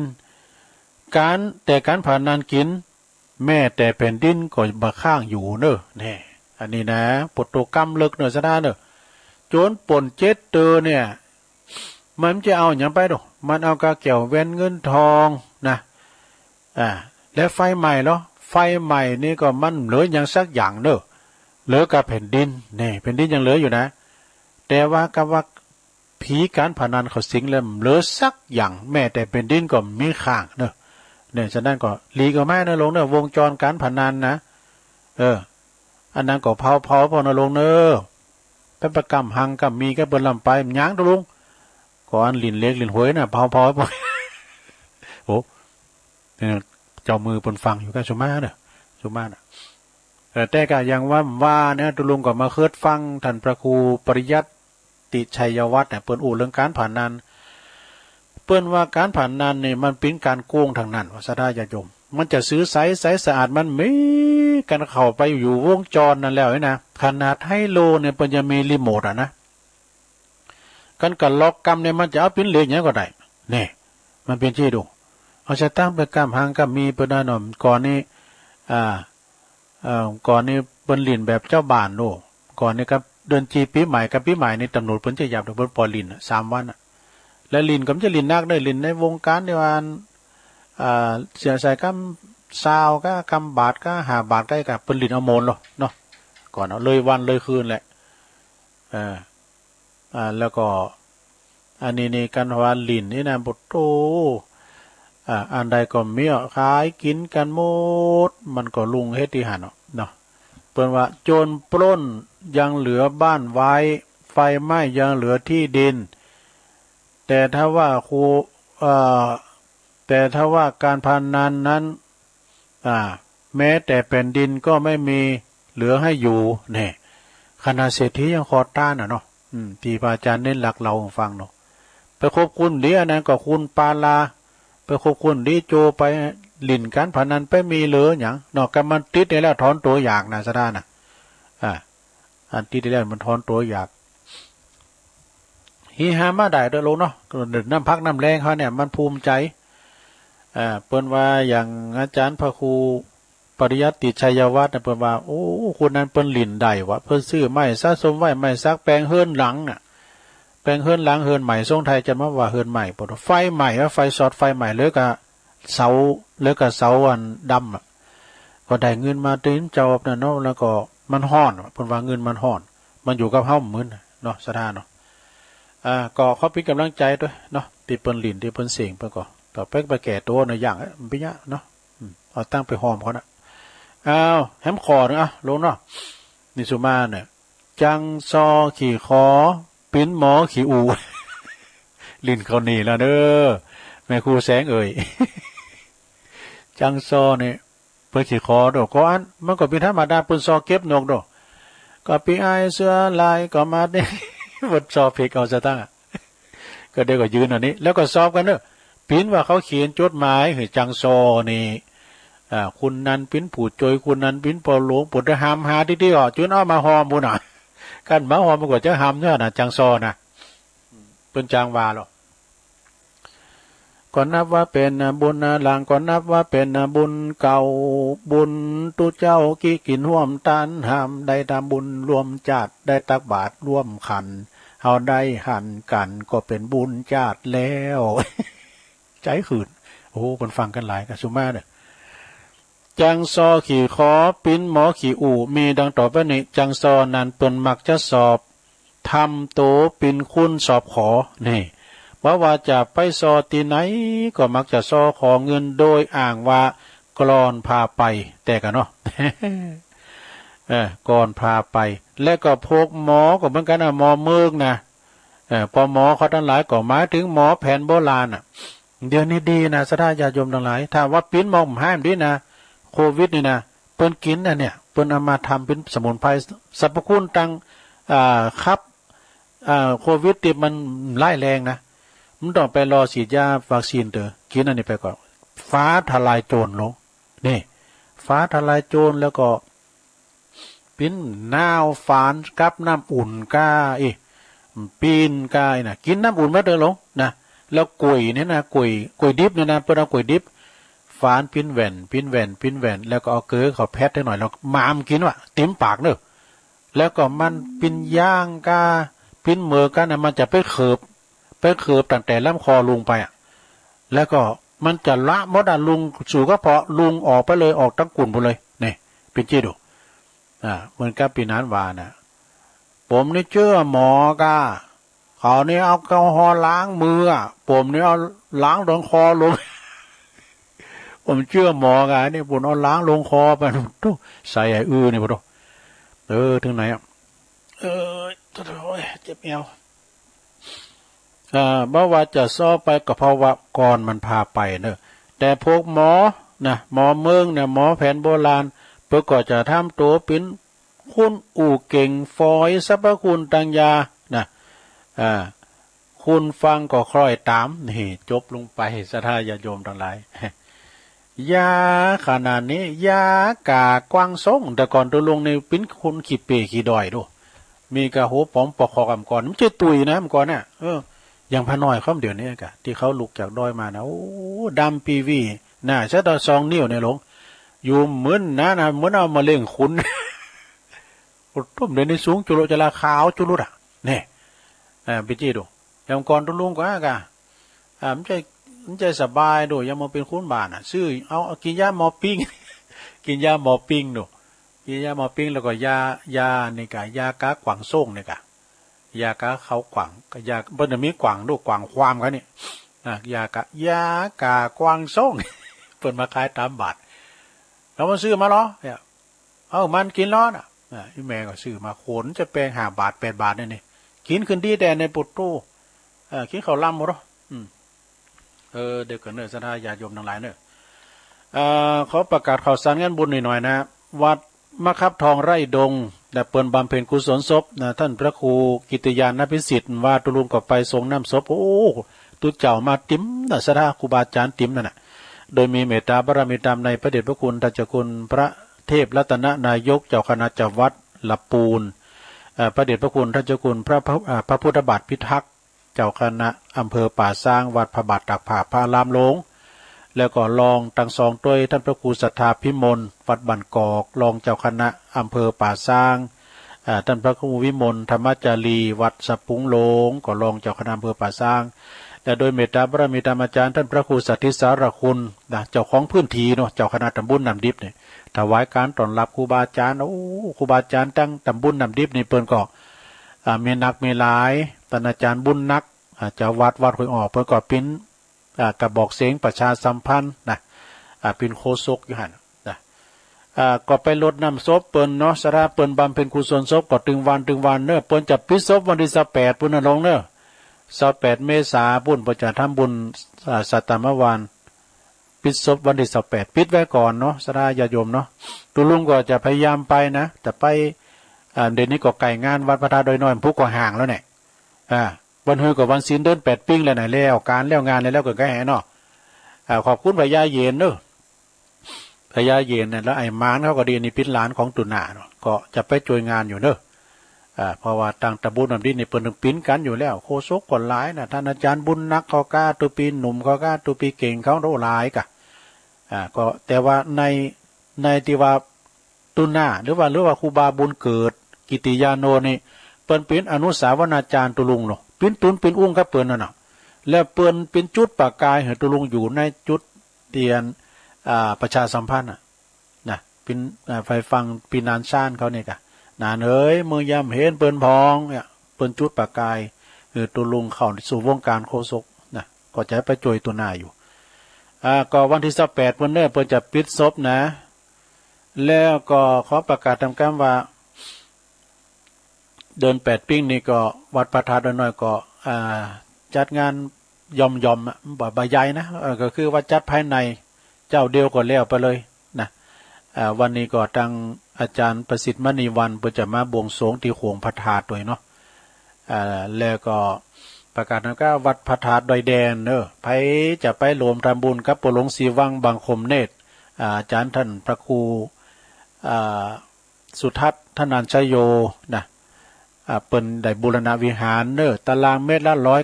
199ติดต่อตีปู่หลวงศรีวังบางคมเนตรแต่มีละจือเบิกอยู่สูงมาตุลุงเนี่ยนะสูงและจือมาตุลุงก็จะประกาศเนาะเอาแล้วเนาะสดาญาโยมเนาะขอบคุณที่เปิ้นฟังกันอาจารย์ชัยทองขันเปิ้นก็ส่งเฟซส่งไลน์มาหลายท่านตุลุงจะเปลี่ยนบรรยากาศด้วยลงจะเปลี่ยนบรรยากาศจะเปิดสายสดาญาโยมก็โทรเข้ามาตีเบอร์0899556506โทรมาได้เจริญปอนเจ้าไหวเจ้าน้อยจัดนักยายน้อยเจ้าฟังกรยายท่านทั้งหลายผู้ฟังทั้งหลายนะเจ้ายายขอบอกเดี๋ยวว่าผิดละยายบอกแล้วมีแก้วสหายเล็กเดียวเนินนายสั่งไว้เจ้าสั่งเตเล็กจนถึงเล็กเก่าเลิกเอาเล็กเดียวเนินนายเข้าสั่งบอกฟินหูฟังทั้งหลายเอาก่อเอาไปล้านขายเจ้าตียายได้ก่อนตีได้เบอร์เก่าก่อยายกดเล็กเบอร์เดียวมากดจริงๆมันวันเป็นเกียวเฮากดเล็กเดียวได้เบอร์นึงเจ้าทุกลุงก็หลอกพ่อแม่แก่เฒ่าบอกเคยเจ้ากดก่อนปืนตายก็ลองลูหอพ่อแม่ทั้งหลายยายได้ทุกท่ายบอกเป็นอย่างเจ้าเว้นดีๆไข่ได้เบอร์เก่ากดเว้ยเจ้าทุลุงเปิดสายรายการกำยองได้2 ปีปลายเกิดกดบ่ได้ก็มีเจ้ากำยองวันละกำเจ้าวันนี้กำว่าเจ้าเนาะภาษาไทยแปลว่าผักเจ้า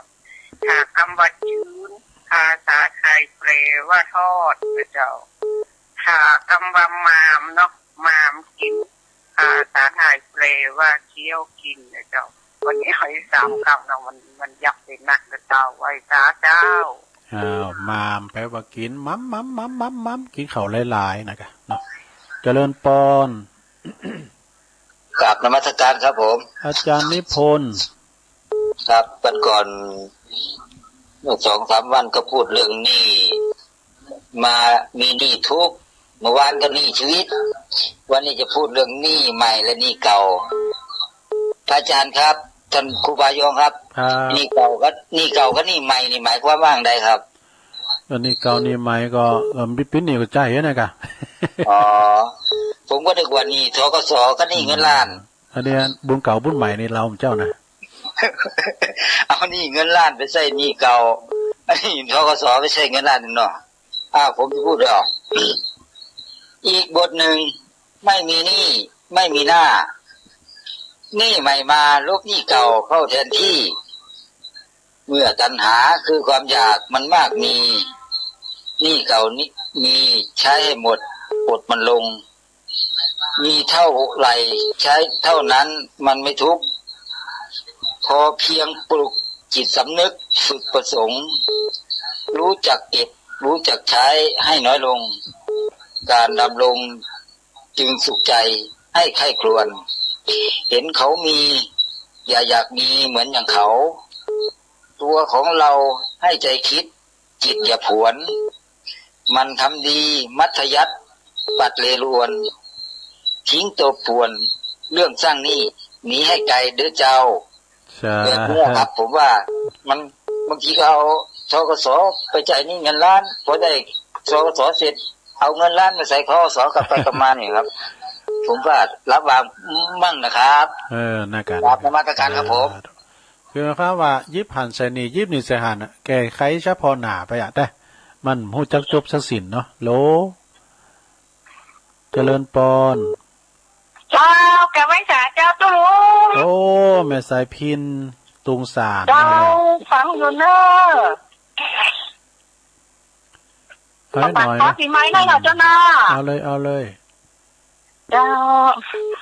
ปีเก่าผ่านไปแล้วปีใหม่แก้วบามองฟังโต๊ะลุงยองม่อนใจล้อเจ้าขอปั่นตอนงานในวันนี้เล่าขอเมื่อพระสงฆ์องค์เจ้ามีอายุเที่ยงมันปีค่ะขอให้อยู่กัมว่ากำวัดกำพระศาสนาทำพ่อแม่สะเธอขึ้นสีสาวทั่วบ้านอันนี้เป็นตอนงามของแม่สายพินฝากไว้พร้อมจึงบอกแม่แก่เท่าตั้งหลายขออยู่สุขสบายทั่วเมืองทั่วบ้านนี่เป็นปอนน้ำแม่สายพินต้องการขอให้ทุกท่านโชคดีมีใจสัพพะทุกข์สัพพะโศกสัพพะโรคตั้งหลายขอให้ตกต่อยไฟไหลต่อยนักไม่กว้างขอให้อยู่สุขสำราญถึงวันข้ามเจ้าขออนุโมทนาสาธุโดยน้องพิษสมัยที่เปิดวิจกวิจัยทุกหอยสองใบล่อเจ้าส่วนเอาทางบุญลดลอยเต้นเล่าแม่สายพินข้าเจ้าจะขอคุณตัวขอให้ตัวน้องเจ้าห้ามจริงสวยขอให้ร่ำให้รวยต่อไปต้องขอให้อยู่สุขจะยาดีค่ะเดียงเต่าขอเป็นกำลังใจให้กูคนเนอะขอเป็นกำลังใจตู้ลงไปเนอะขอบคุณแม่สายพินหลายๆเนอะเจ้าค่ะอันมาอาจารย์เน้นรักสวยเนอะไม่จารย์เลี้ยงใจหลายๆคนตื่นได้ชื่อขอเป็นกำลังใจให้กูคนนะเจ้าเนอะขอบคุณเนาะสาธุเจ้ากับไว้สาเจ้าสาธุเจ้าศิลปินพื้นบ้านแม่สายพินกัลยาปุ้นตุงสารเมืองปานเพิ่นเด้อโตเป็นว่าเพิ่นซอยมพิสมัยถูกหวย2 ใบก็ล้านปลายก็ถือเจริญปอนเจ้านมัสการเจ้าบุญเราควันโอ้โหขอบคุณเจ้าแม่สายพินเนาะแม่ก็เจ้าแม่หลับเดี๋ยวก่อนเดี๋ยวน้องผมมาเดี๋ยวเพิ่งโทรคนโทรมาหาโคตรซี่ขวางไปก่อนมาว่าตอนนี้ก่อนเจ้าน่ากะกดว่าไปเลยว่าตรงเพก่อนเจ้าขอบคุณแม่สายพินถวยที่คือปอนพอดีวันนี้น้องตื่นเช้าหน่อยเจ้า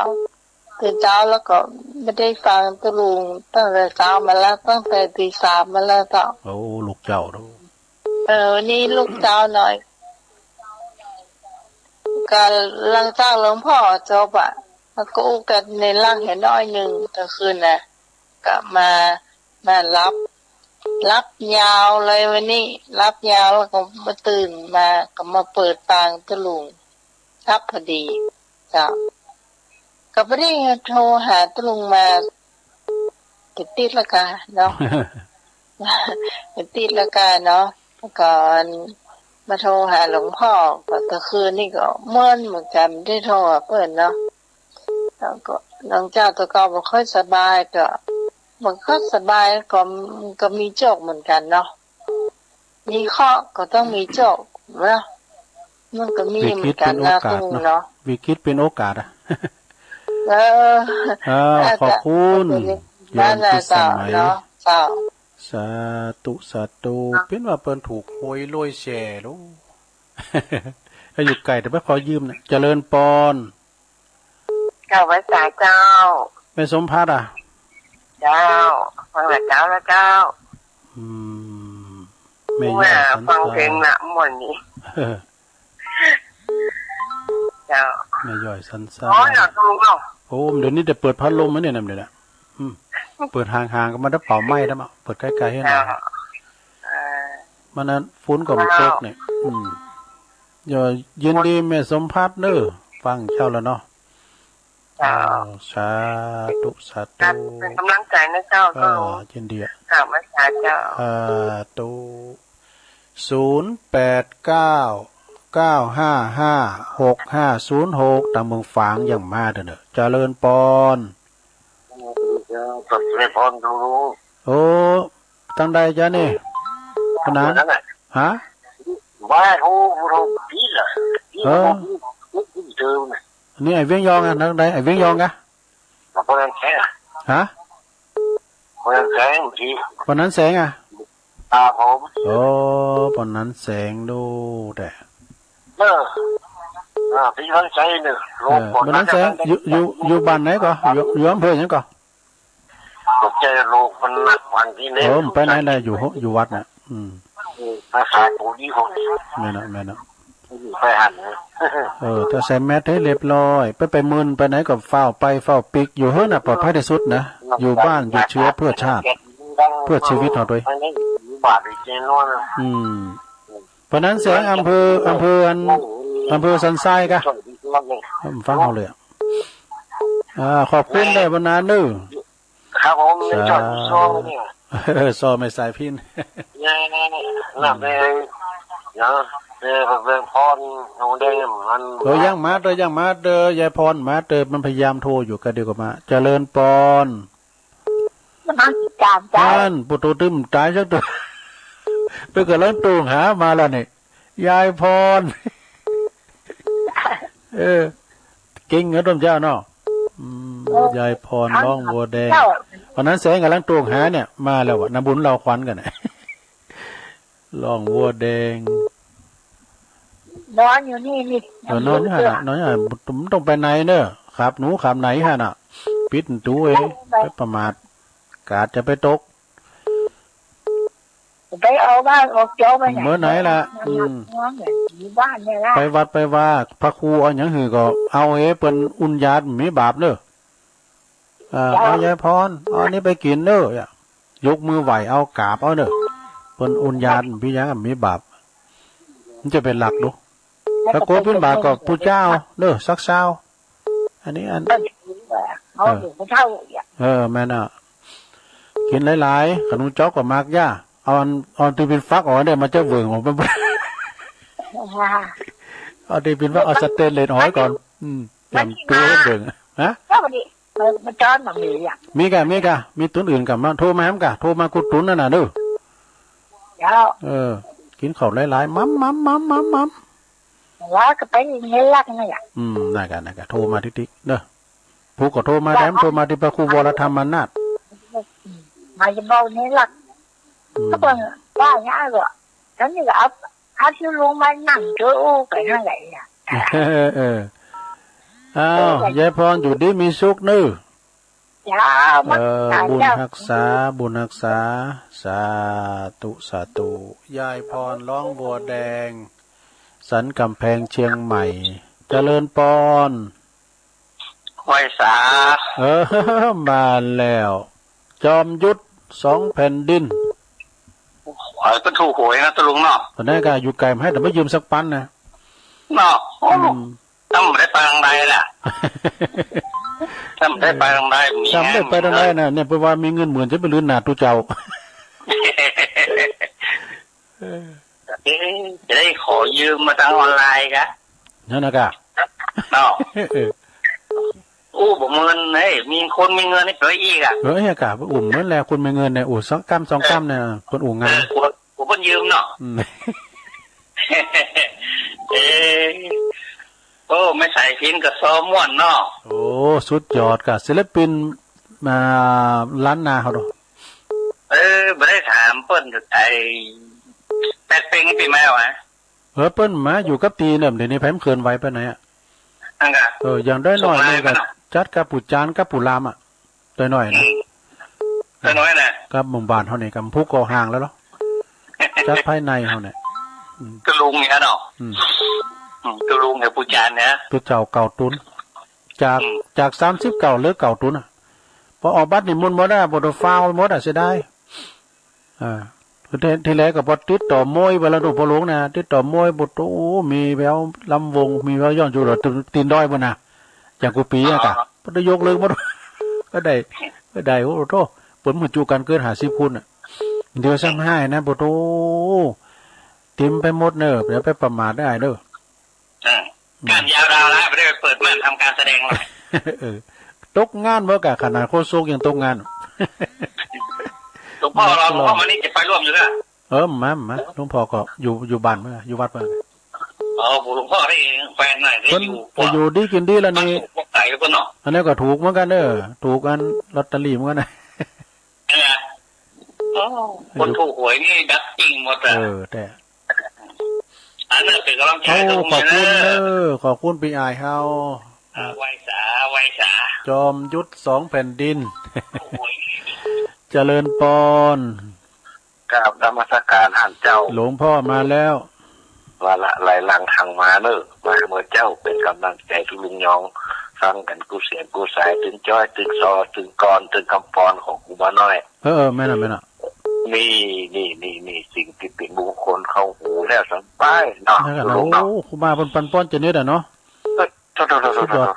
สักทีด้วยนะกูบ้าน้อยนะ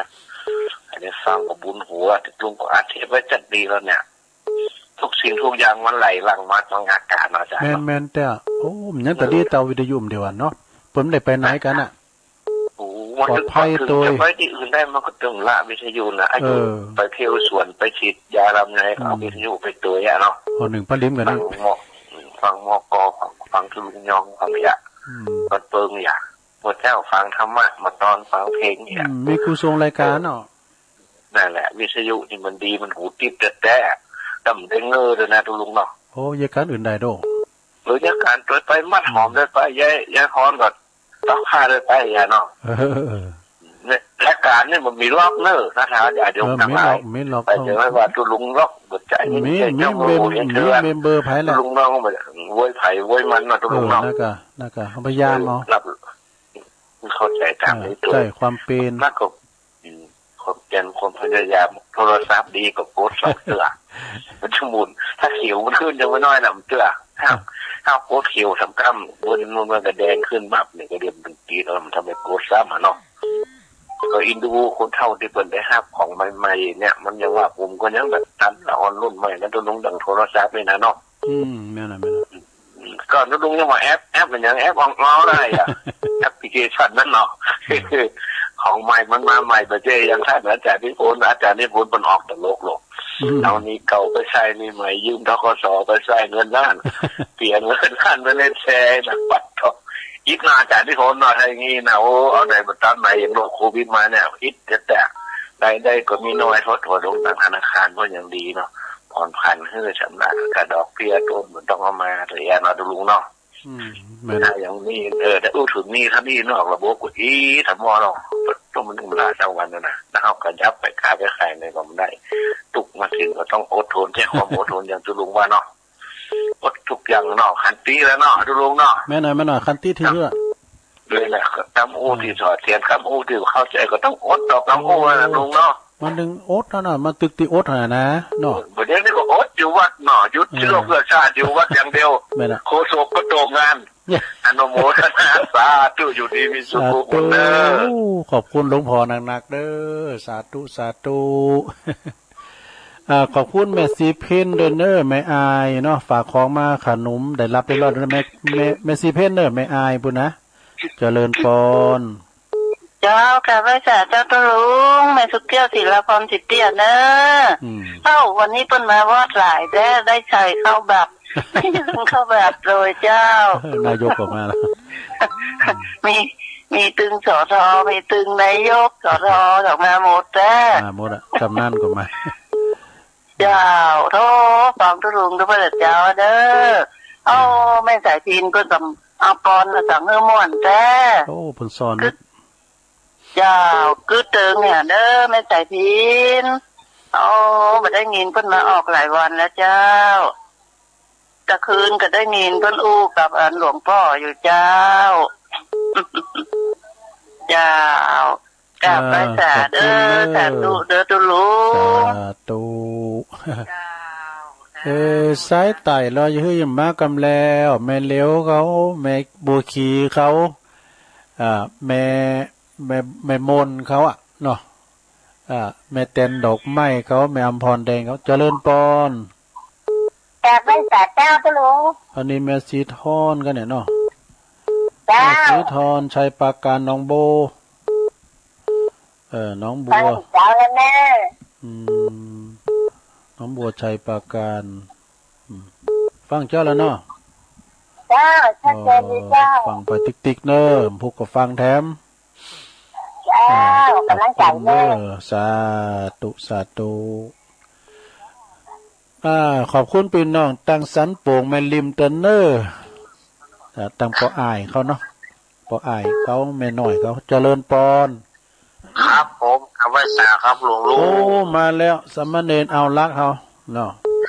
ครับผมวันนี้ก็ได้ฟังหลากหลายเนาะครูบาอาจารย์กาได้ฟังจ้อยฟังซอกาฟังปอนกาวันนี้ม่วนอกม่วนใจ วันนี้ก็เป็นกำลังใจหลวงลุงเสมอนะครับวันนี้ผมมียังครับวันนี้มาเป็นกำลังใจโอ้ขอบคุณสมณเณรเอาลักเขานักๆเด้อครับผมฮักและเคารพนับถือเสมอครับเหมือนกันครับผมครับไปสาครับสมณเณรเอาลักปัญโยนันวัดสันเหมิงนะก็ขอบคุณขอบคุณขอบพี่กำลังใจสมณเณรเอาลักเขาตัวเนาะต่างกำลังใจล้นเลอเจริญปอนกับภาษาเจ้าแม่ฟองแม่ฟองคำที่แก้วจะฟังตลอดนะเจ้าแม่ฟองขอบคุณทุกคนทุกเสียงทุกสายที่คือปอนหมุนเฮานี่นะเจ้าขอมีความสุขเหมือนกันนะเจ้าปลอดภัยจากโรคโควิดนะเจ้าแต่กะเจ้าขอบคุณดีเจด้วยเจ้าคนนี้ปอนจัดรายการแล้วก็ได้ใส่บาตรใส่แต่งกับตุลุงอยู่ทุกวันนะเจ้าแต่เอาเพราะวิทยุนี่เป็นวัดนะเจ้าเอาวิทยุเป็นวัดนั่นน่ะแม่เนาะเจ้าสาธุเจ้าขอบคุณแม่ฟองคำเน้อเจ้าทุกเสียงใส่คือปอนขอปลอดภัยเหมือนกันนะเจ้าสาธุเจ้าไปป้อเฮาได้รับปอนจากครูบาน้อยบ้านอันปูนแรมเตียนสลับปีสีดอนโมนเจริญปอนลุงฟังอยู่เนอะยายปันปากคาไปงานโซจะมาคำกว่ายายคำปันปากคามาตอนบ่ายนะกะก็นี่นะเพิ่นอันนี้โยมนะเพิ่นได้ห้วยไรเหรอถ้าได้สักล้านปลายนะจ๊ะแต่คือพูดผมว่าไปอันได้สุมาเดี๋ยววาลินได้นะเพิ่นได้2 โต๊ะเนี่ยอายุเพิ่นว่าอีเนาะนะอายุเพิ่นที่เพิ่นก้าวเพิ่นหล่มนั่นกันเนาะอายุเพิ่นโหทำบุญหมดว่ะอายุเพิ่นลุงเพียทำบุญหมดว่ะก็อายุเฮาน่ะนี่เพิ่นถูกอ่ะเฮาก็อายุตาน่ะดูเจ้าเดียวกันน่ะก็ตาเดียวก็เฮาก่อนเฮาเคยอายุตา56อ่ะก่อนนะลุงยังซื้อหวยอ่ะก็มันเฮาหุมฟังอยู่โทรมาดิมันมีจกถึงวันไหนโทรมาดิโอ้ยายคำปันแม่แสงจันทร์สมรูปเขาปากคาดอยสะเก็ดขอบคุณนะยายคำปันยายแสงวันนั้นยายแสงไม่อยากให้ยายเกิดวันน่ะดีกะก็โรคนั้นมาหายคือโควิดน่ากะปียังเขาก็อยู่ที่ขันเนอะไม่นี่สินหนานี่เนาะพุทธเนี่ยกับไม่สินหนาเยี่ยมพุทธก็ได้ห่างแล้วก็ว่าก็จะไปเขาบอกกับมันว่าอ่างเลยไปปียังปล่อยมันหายเกิดก็ไปป้อนไปจานแล้วก็มาการอยู่ยังมึนอีกเนาะปล่อยมันหายก่อนยายแสงนี่เปิ้นนึงสูงคล้องมาน่ะตลอดแต่ว่าเปิ้นได้มาปรากฏสูงคล้องมาของกินของหวายกะเอาฝากกัน นั่นเป็นหอมไปนั่นแล้วก็จะไปก้านมันโอ้อยู่หรือว่าจะหายดีก็ไม่ได้อีกนะปล่อยมันหายก่อนเนาะเย็นนี้ยิ้มมาเนาะเป็นบทปะไปหาสาธุเนอโมทนาจุลงเนอโอ้ยายคำปันใจคำปันอยู่ป่าข้าดอยสะเก็ดเนอฟังประจำเจริญปอนไหลซะเจ้าตุลุงโอ้อันนี้เม็ดจันมาแล้วเม็ดจันกองเสบียงโอ้เรามีวิทยุกับอันโทรศัพท์นี่เนี่ยโอ้จะงอมจะเงาว่าสักหน่อยนะนักแกกะโอ้เด็กอะกันมันก่อนกันเรียกอาหารตั้งใจเต้เต้เนี่ยเด็กอะถึงคำทุกช่วงเวลาเนาะเจ้าสายบ่ายเย็นแพ้มคืนบนแจ้งแล้วก่อนได้ละเขาก็หูจักกันตามเสียงอ่ะเนาะเขาหันหน้าหันตาหูจักตามเสียงนี่ก็ดึงโมนใจแล้วเนาะได้ยินเสียงแต่ดึงหูจักแล้วนี่เนาะแม่เนาะพอถึงไทยอันโทรมาเราได้ยินเสียงเราก็หูจักแล้วหูจักตั้งเสียงอ่ะนะเด็กอะแต่มึงฟังทำได้ยินนะวันนี้นะมันมาซักสายเลยนะตามมึงฟังนี่นะกดตั้งกันอย่างไรหูนะมันกดจำเจ้ากันแล้วติดนี่แหละแต่ชัดเจนนี่เนอะตุลุงขอบคุณเนอะแม่จันเนอะเอาไว้นะเจ้าตัวแม่จันเลื่อนใสนะเวงตาการเนอะอันนี้เปิ้นดูแลแม่ปวดตัวเก่า16แล้วกะยายแม่อุ้ยหมอนท่าเนาะเจริญปอนสาวพุทธุโอ้ยินฟังอยู่นะลืมเก่างานเปิ้นก็ได้ก่อนตอนสุดท้ายก็จะลืมเก่างานเปิ้นพุกเปิ้นนะพระราชทานเนาะตอนวันคือวันที่เจ้าวันที่2519ถึง25ยังไงกะวันที่25เกินวันที่30เป็นวันจะได้กระตามอยู่ตามที่เขาสุดอ่ะก็มันคุณนักเนาะที่ต้องหน่อยคุณแม่ตุลุงแม่นะอุ้ยอินก็แต่ว่าปันมันไม่โรคอีกแล้วก็จะจับนากับคุณเลยเนาะลุงแม่สาเสมอคุณต้องติดเสียก็ก็หาเขาต้องมาถ้าขนาดซุกมาต้องไปคัดกรองเนาะแม่น่ะเป็นคัดกรองรู้ทันกูเนาะมันไกลเราเป็นสภาพแบบแค่ไม่อ้อนวันไหนน่ากะนะคนไม่อ้อนเนี่ยนับชื่อประแต่ละเวลาตะลุงมดพอดีหรอถึงเศร้าสักทีไปตาตะลุงเนอะทำสายสุดท้ายดูบนเจริญปอนไหวสากับนมัสการไหวสารถโต้ลุงอาจารย์เปิดมาปิดใต้อาจารย์สมนึก2 เกินนะครับโอ้ยรอฟังตะลุงครับตื่นมานอนมาหลับละเนี่ยมาถึงนี่โอ้ยคนใจตะลุงผู้สูงอายุนะครับทุกคนทุกท่านทั่วสารทิศไปอู้ได้จ้าตะลุงไม่ปิดบุญปากนะครับเป็นบุญใจโควิดได้อุปถัมภ์ตะลุงนะครับและเป็นบุญใจนะครับตั้งจูโดนสะเก็ดนะครับผมสงสารเด็กเล็กน่ากะตะบุญไม่คือครับแล้วก็สำนักแม่ชีที่ไหนแน่ปุโตยกสำนักตะบุญประเดชครับยกสำนักเลยว่ะดูสาว3 คนครับก็ที่ขึ้นว่าผมมีโอกาสไปเทศที่อัตบุตรปะเมียงบุญพิธีของเราฟังปิดทางสำนักเลยครับดูติดถึงสำนักผมก็รู้ละอ่อนที่ไม่คือส่วนเล็กๆครับน่ากะที่ครูไปตีตาละอ่อนมาอยู่นะครับโอ้ยสงสารละอ่อนตรงรักษาสุขภาพครับนะครับขอบคุณตัวปีวันนี้เป็นกับภายในนะครับน้องครับภายในครับครับแฟนคลับตั้งปะค่าก็ถามว่าเปิดกับของภายในครับครับมีกำลังใจตลุงตลอดนะครับฟังตลอดเลยครับขอบคุณไหวสานะครับขอรักษาสุขภาพนะครับสาธุ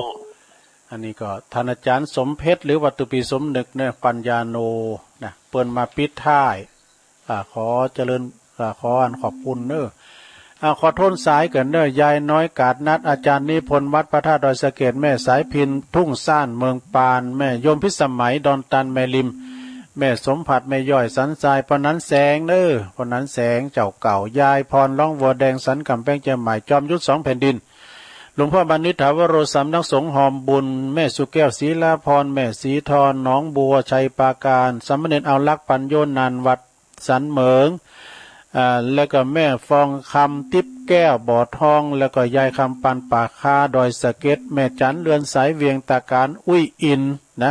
แม่สาบเสมิงแล้วก็อาจารย์สมเพชรเนาะตุปีสมเพชรท่านประครูเฮาเนาะไร่บ่อทองนักเทศอันนี้ก็ขอบคุณเนี่ยเพิ่นมาปิดใต้สาธุ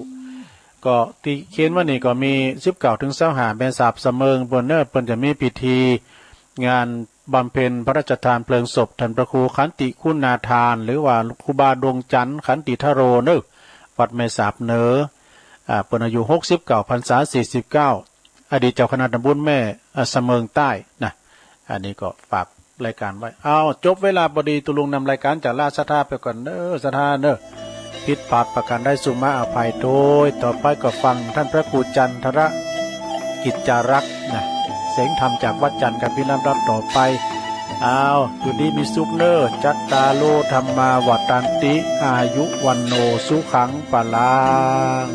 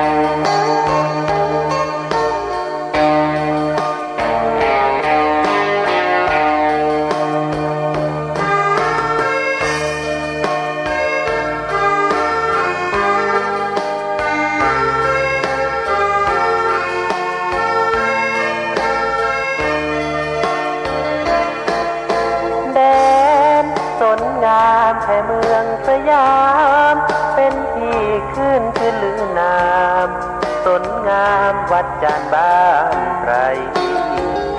สุดแดนล้านนาศึกษาป่าดงมากมาย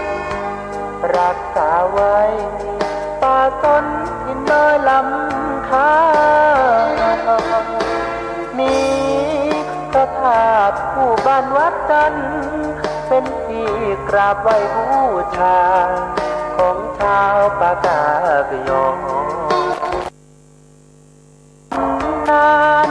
าเป็นเทือกเขาเหล่ากอปู่ย่าแม่พ่อสู่ลูกสู่หลานเรื่อยมาบ้านดอยป่าตน ถิ่นคนป่ากะยอ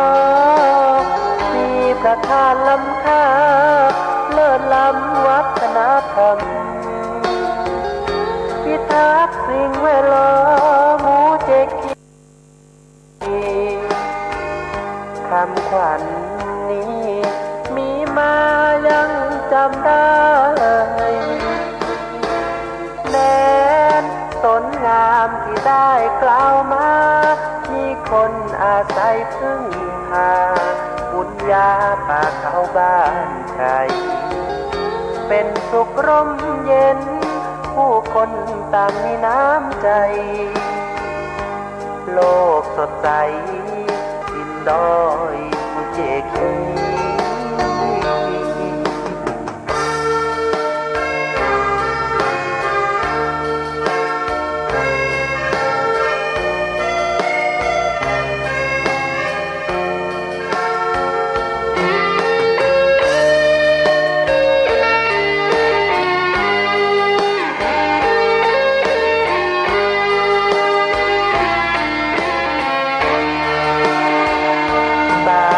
ป่าตน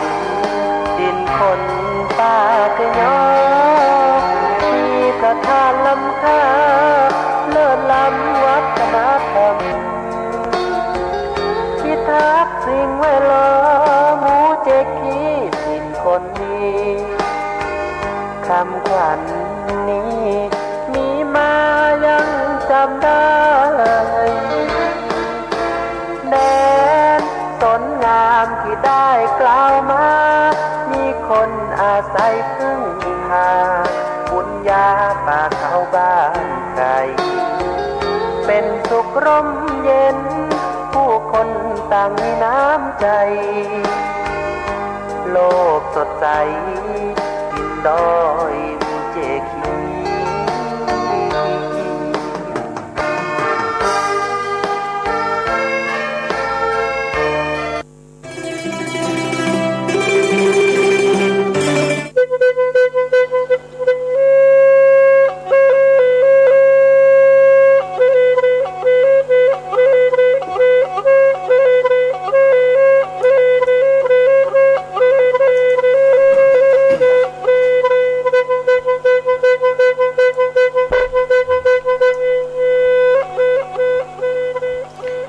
สุริโยไทยไขแสงบอกแจ้งแล้วเสียงวิหกร้องเปลี่ยวแจ้วแสวงหาซึ่งอาหารทะยานไปในนภาหมู่ปักษายังขยันมันหากินท่านที่รักจะนอนซบอยู่ใหญ่เล่าตื่นแต่เช้าเพื่อเกลาจิตเป็นนิจสินแสวงธรรมพระสัมมาเป็นอาจีนชำระล้างซึ่งมลทินออกจากใจขอนอบน้อมแด่พระรัตนตรัยขอถวายความเคารพพระเถรานุเถระครูบาอาจารย์เจ้าทุกรูปทุกองค์เจริญพรคณะศรัทธาสาธุชนคนดีทั้งหลายที่ฟังวิทยุทุกคลื่นทุกสถานีในเจ้าวันเสาร์จะเป็นรายการเสียงธรรมจากวัดจันทร์สู่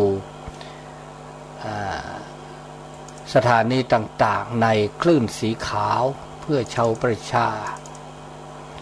โดยมีท่านอาจารย์พระครูอภิวัฒนวิกรมในการที่ได้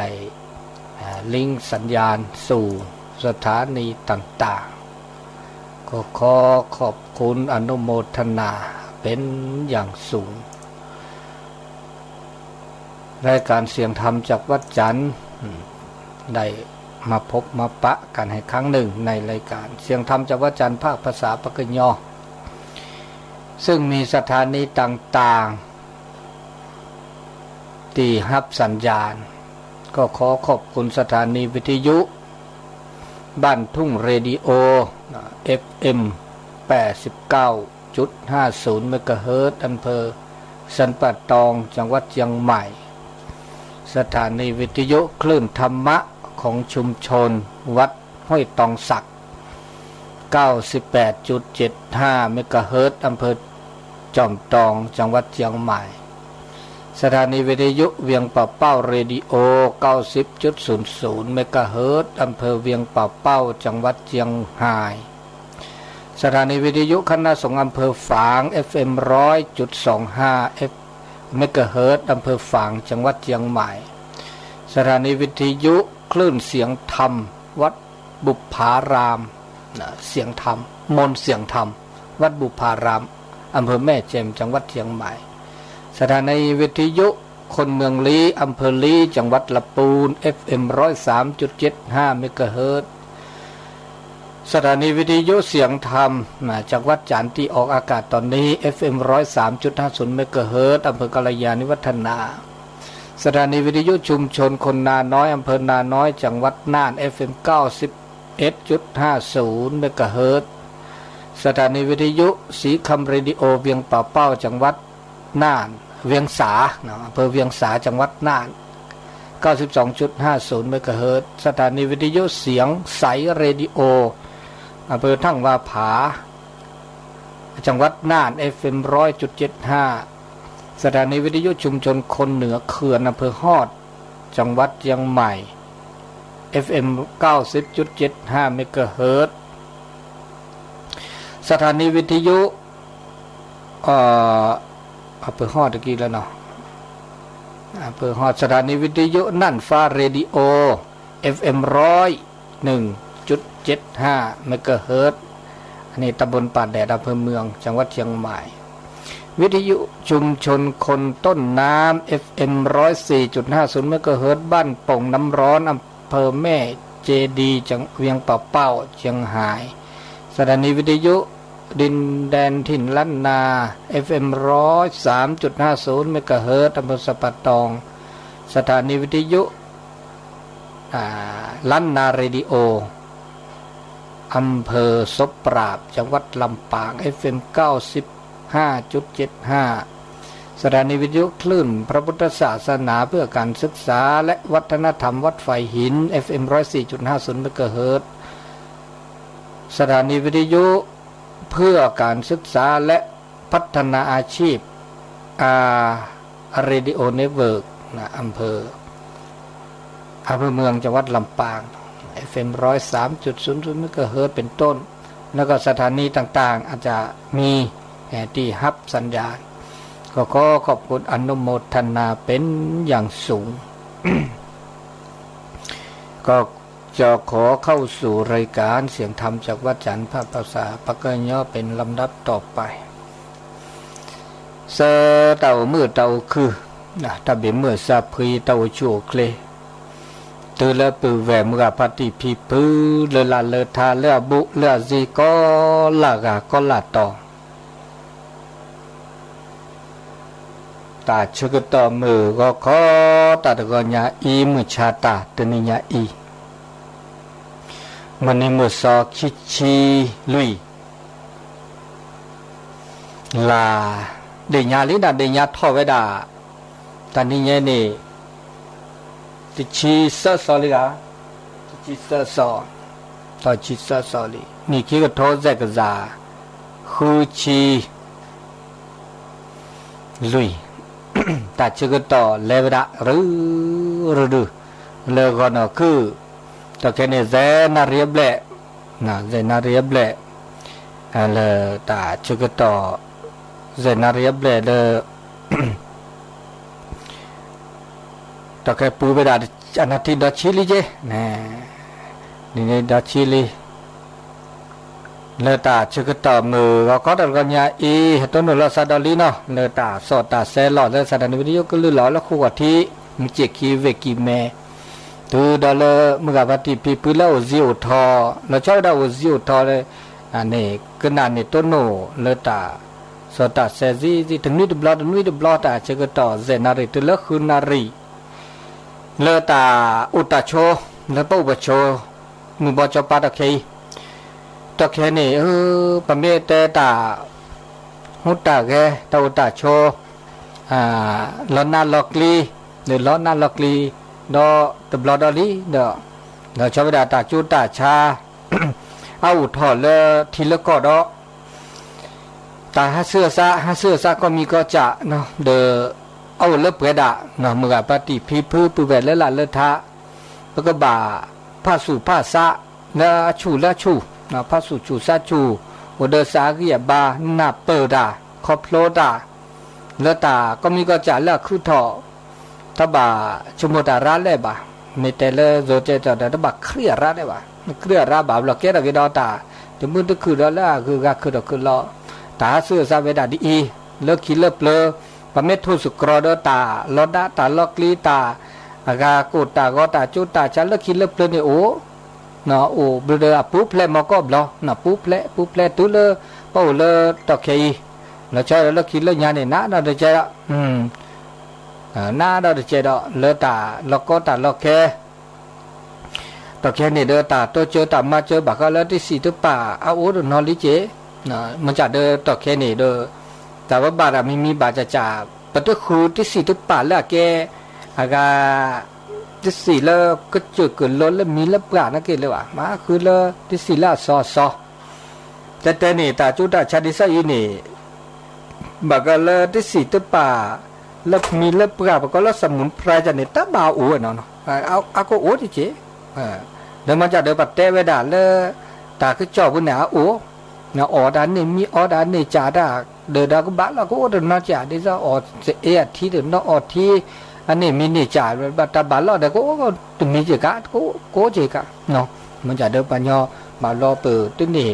อาการพิสูจน์มือนอกว่ะนี่เพราะวิจัยมือนอกว่ะบัตรบามีจ่าบัตรสิ่งนี้ได้ว่ะมันจะตัดตัวเจอมาเจอเซฟโป้เดี๋ยวก็เจอกันเลยนี่มือเขาเนาะมือเขาแล้วคุณเลเวเนี่ยแต่แค่นี้ถ้าชาวิเนี่ยถ้าชาเปิดแล้วคุณเลเวเดอเติมนอตมีแล้วนี่เดอแกดตาชกต่อตัวแล้วตาก็เสกละซาดเนาะเดออันน่ะอัลลอน่าลอกลีแกตาก็ตาแค่ผมไม่กว่าดอปาเดอแกตาตันนี่บาแล้วเกดอมีแล้วเจอันนี้เนี่ยนะปกว่าแล้วตาแล้วคือถอยคือถอยแล้วปลาแล้วปะก็แล้วอากาตาลอดจ่าลอดแดนลอดบลาและตาเรตาบะแต่ย้อนในโตเดตาเรตาบะโตเดตาโซตาซอโตเดตาบูตาบานั่งก็ชออ่อนหน้าจีอ่อนหน้าโจห้าหน้าจีห้าหน้าโจคือตอนนี้คือดอกการเลือกห้าหน้าจีห้าหน้าโจห้าหมื่นขี้ห้าหมื่นหน้าห้าอ๋อห้าอ๋อถ้าพิตามาอุดมาวิเดกิกอุบวิโอซาโอเดตาบาเกบากโลโอเดตาบูตาบาไม่โอเดตากิตาเกตาโลตาบูตาบานี่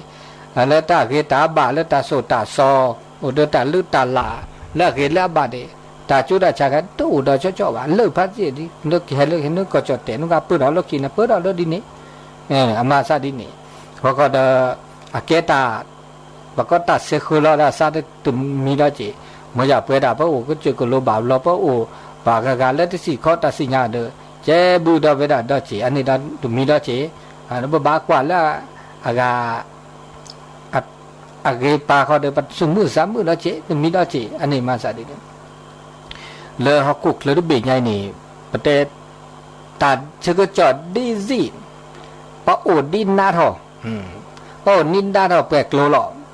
ปะไม่โชมุกยานในโอนาทอบุลักโลเดอปะไม่โชมุดาละเวปาลปะโอมืออุคือดาตาเลอดาเปรดาโอลุเลโอมืออุคือเลอดาเปรดาโอดาเวดาโกลดาเจนี่มาจานี่ปะโอนาดิเลจาละโอนาเลตาละโอละโชดนอลีเลอตาละโอละโชดแค่นี่เดอปัญญาราทอมมันยอราทอเดิมเมื่อละญาละซาตันหลอตากและโอตุนอดอลิเจโอก็เดอโอนาโอกลีละตาพี่อตามามือตามาเวดบลูละมิบลาจาก็เดอโอนาดอลตาดิซานี่ตาจูตาชาตาเตเซตุบาบลูละมิบลาจาอันนี้เดอโอดาตกลดอเดเลดาเวดาบาดเวดาตาปะก็ตาชื่อก็ต่อเฮตูดาเวดินี่ก็เดอมันไม่กว่าละตาอุมือคือเดอตาเลดาตาเปรทอตาเซตาบะคือดอกคือรอบหรือละมีละจะอันนี้เนอตาโอตาโชพอก็เดอตาปก็เดอตาลอบลาและตาโสตาซอดเนาะปัญญาเนี่ยตึงป้อมเมื่อ ไม่มีแล้วพระพุทธศาสนาเนี่ยแต่ปัญญาตาเต้าตาชนเนี่ยแบบแล้วก็เลือดออกเปรย์บอกว่าบาโอเดอตันสิญญาตันนาเปออันนั้นละติละแชมุสิมุนนองแล้วชอบได้บอกก็เดอตาโอเดอตาขอที่ขอโลโอเดอเหตุโอเดอผลบอกก็แล้วตาสิญญาแล้วเกสิญญาบอกก็แล้วปัญญาคันเนาะแต่แค่ในตาคู่ดอกเนี่ยก็มีก็จะแล่ไม่กว่าเดอตาคือจอเนี่ยคือถอนนอกจากคือดอเลตาจูตาชาเดนอลีมาแล้วคือดอเลตากูตาลอดตากูตาลอเลอัตบากีบากโลวะพูดต่อเมื่อปัจจุบันหน้าด่าเด้อปัญญาเนี่ยอัตนาเปิดไม่โตวะปัญญาไม่โตวะเนี่ยแบบเราจูดานหน้าด่าแล้วบ่าวะคือเราคือรอเดี๋ยวจะตาคือจอเปิดถอนเนี่ยเปิดถอดเตเวสักแกถอดถูกแกถอดจวนแล้วซอแกถอดจวนแล้วซอแกถอดตาบุคุตาบาคุแล้วซอเมื่อปัจจุบันหนาวเบลหลักมีเวลาจ่า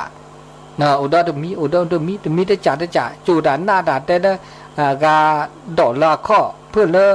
กามาบูตาดอกข้อมาบูตาอุดรจีเนี่ยอันนี้ประกอบตากาตาลุกก็มาตาฮับพลอเนี่ยปะพลอโมหะมันไม่แต่ละผู้เจ้าก่อนแกโมหะตาฮับพลอเนี่ยหลอดไม่ละฮับพลอเกลฮับพลอแล้วสู่ฮับพลอแล้วสะอันนี้นะฮับพลอสู่ฮับพลอสะบลาแกตะเกตาแล้วอึดละเจอตาได้สิญญาว่ะแกตาไม่แต่ปัญญาแล้วแต่ละตะกะโตธรรมดาแกตางอเนี่ยตางอที่จะตันนาเปื้อว่ะตาได้สิญญาว่ะตาคือตามีได้จ่าเมื่อจ่าเป็นเมตเตอร์กากว่าตาคือจ่อบาก็หน้าตาคือจ่อบาเนาะปัตโตเดอร์ปะก็ตาอีตากว่าตาเลตาเฮซอดิซอกาปะก็สื่อเทคโนโลยีสื่อกาและตมีได้จ่านี่เด้อปะเราได้สิญญาว่ะได้สิญญาเด้อเมื่อซาได้จ่าได้จินะตาได้สิญญานั้นมีจะมึงอ่ะพัดทีวีโอเลสิแล้วก็โอเลก็เจอกันเลยโอ้นี่นั่นแม่แต่กว่าดาร้านนั่นก็เจาะเนาะก็หน้าดาร้านนั่นก็เจาะแล้วตาเฮซอนี่บ่าวรอแกตานอสุนอซาได้จิ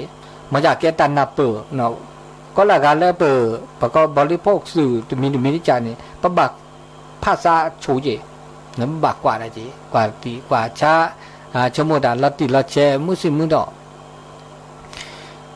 แล้วตาเลเปอโอฮักกุกเลยนี่ปะก็มาดิเลยจ่าลอแล้วปะก็ปะอุเสตอแค่นี้ปะบักกว่าแล้วภาษาปะมาดิเลยจ่าปะก็อุเสอุมือนอกจากอุเสลินปะบะอุมือนะจิเนาะบากาอุมือเนาะแต่ละไม่อุมือคันนี่อะแกแต่ละอันเลดอเพื่อนเราอุมือมันจะอุมือต้องบ้าอุเสเจเนาะอุเสอุมือแต่ละบ้าอุเสอุมือเนี่ยมันก็บ้าอุเดอ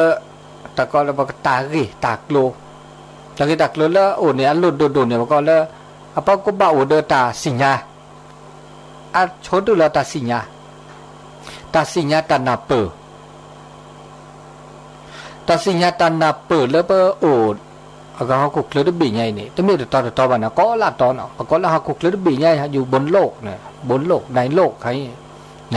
นี่ยพวกบ้าโอดีหลอและโอเดอตนาเปอปะบ้านนาเปอเขาเจอปัญญาลันไม่นาเปอเนี่ยโอ้ตาก็คือได้ดีเลยจ้ะละเด้อตะโกสู่ตะโกซาเตบากูบากอตานาด้วยว่ะนะความทุกข์ด้วยว่ะตานาด้วยว่ะเขาไม่ยอมนาเปอเด้อนับเปิดตาสิญญาตาว่าก็เลิกหลักปัญญาอุดมปัญญาตาก็คือดอดีละตาก็จอกก็แฮดีละ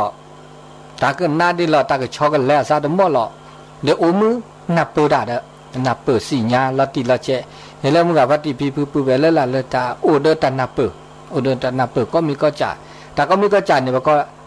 อักคือดอนี่ก็มันยออักขอทิวมาอักขอทิกูอักจอคีกู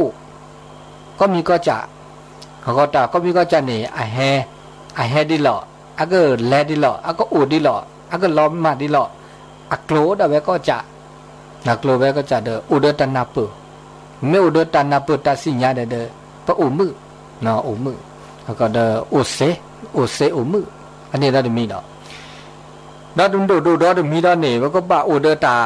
ปะก็เด้ออูเดตาตาแต่ใครเนี่ยเขาไม่ยอมตาแล้วพระเจ้าพระเราไปด่าเพราะก็ตาแล้วเมตตา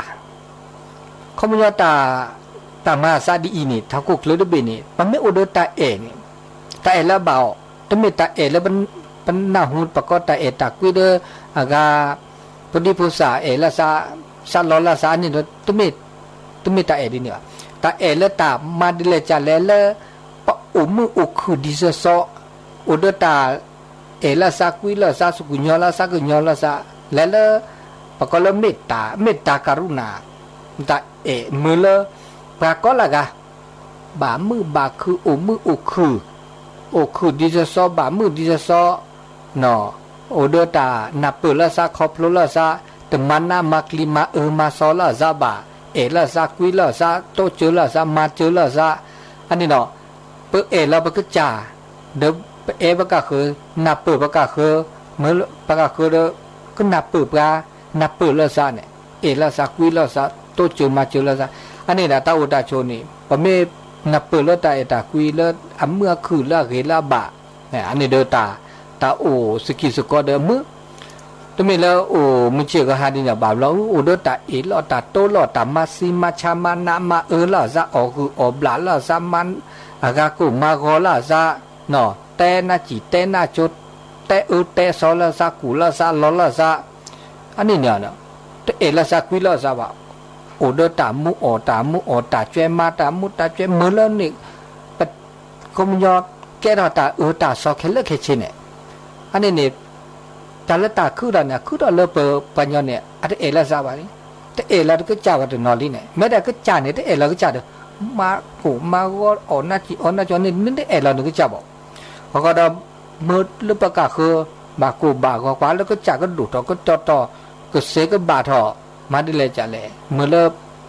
ะเกทอตาเกตาบาตาดูทอแล้วก็จ่าเด้ออันนี้เนี่ยตะกุตาก็คือดอกบ่แม่ตาเมอุดตาเอตากุยตาสุกุญญสักญญโตจมาจุลาซาเกบาบานี่ปะอุมุคือเฮาคุกเลยเนี่ยมิเจก็ให้เนี่ยอุมุคือนึกว่าตาเชก็ต่อแล้วไปกว่าดอ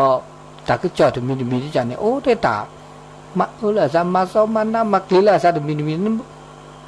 อามาซาดินี่อันนี้ตาเกตาบาโตตอดมีดอนี่ตาลุดโดด้วยแบบก็เลยอากาตะคอที่คนลงโอเดอร์เมตแต่ละโซจะแต่ประแต่โอเดอร์หลักได้เหตุได้ผลตนับสิญญาณลัดดิละแชมุสิมุนเนาะตาก็มีก็จะนี่ปะบ่าโอเดอร์ตาประกอบตาเขียว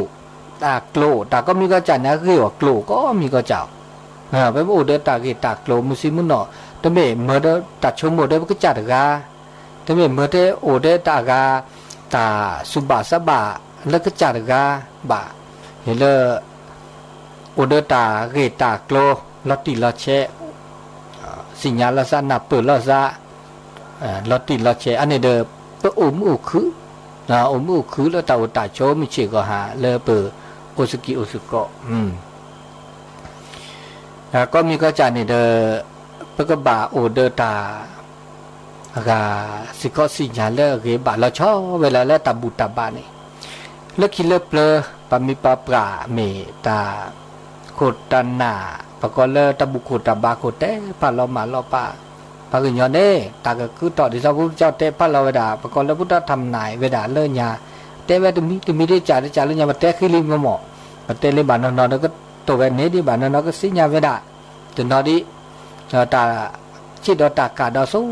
ญาปานี่ตาก็มาซาตเนดิอีตมิได้จ่าเมื่อตามาซาตมีได้จ่านี่ปัญญานี่อเมโอเดตาบุตาบาตาสุตาซอนี่อาก็ต้นโนตะไคนี่จาก็ตุเขาก็ได้ตามมุตาคือกูอันปานแลกาแลตาโอแลตอแลซิแลคอแลที่แลก็แลอเมโตเดตาบุตาบาตาสุตาซอดอาก็ต้นโนตะไคนี่เคลญอราทึอันนี้แค่แลตาสุตาซอโตละตาลออุละเจอเดก็คือดอคือดอตมีได้จ่าตุละตะแค่เนี่ยตูราละลีเนี่ยละตูเนี่ยเขามันยาปัญญาเนี่ยโตเดตาโซตาซอเลยบ่ตะแค่เนี่ยตาโซตาซอตาบุตาบาเนี่ยตะเป้าเลยปุษานักกิเลยบ่โตเลยปัญญาก็เคลือซานักกิเลยบ่โอดีเจเดตามุตะคือโอดีเดมออีนะอเมจาลอบลอเดตาอุตาชนเนี่ยเดกุดดีกอ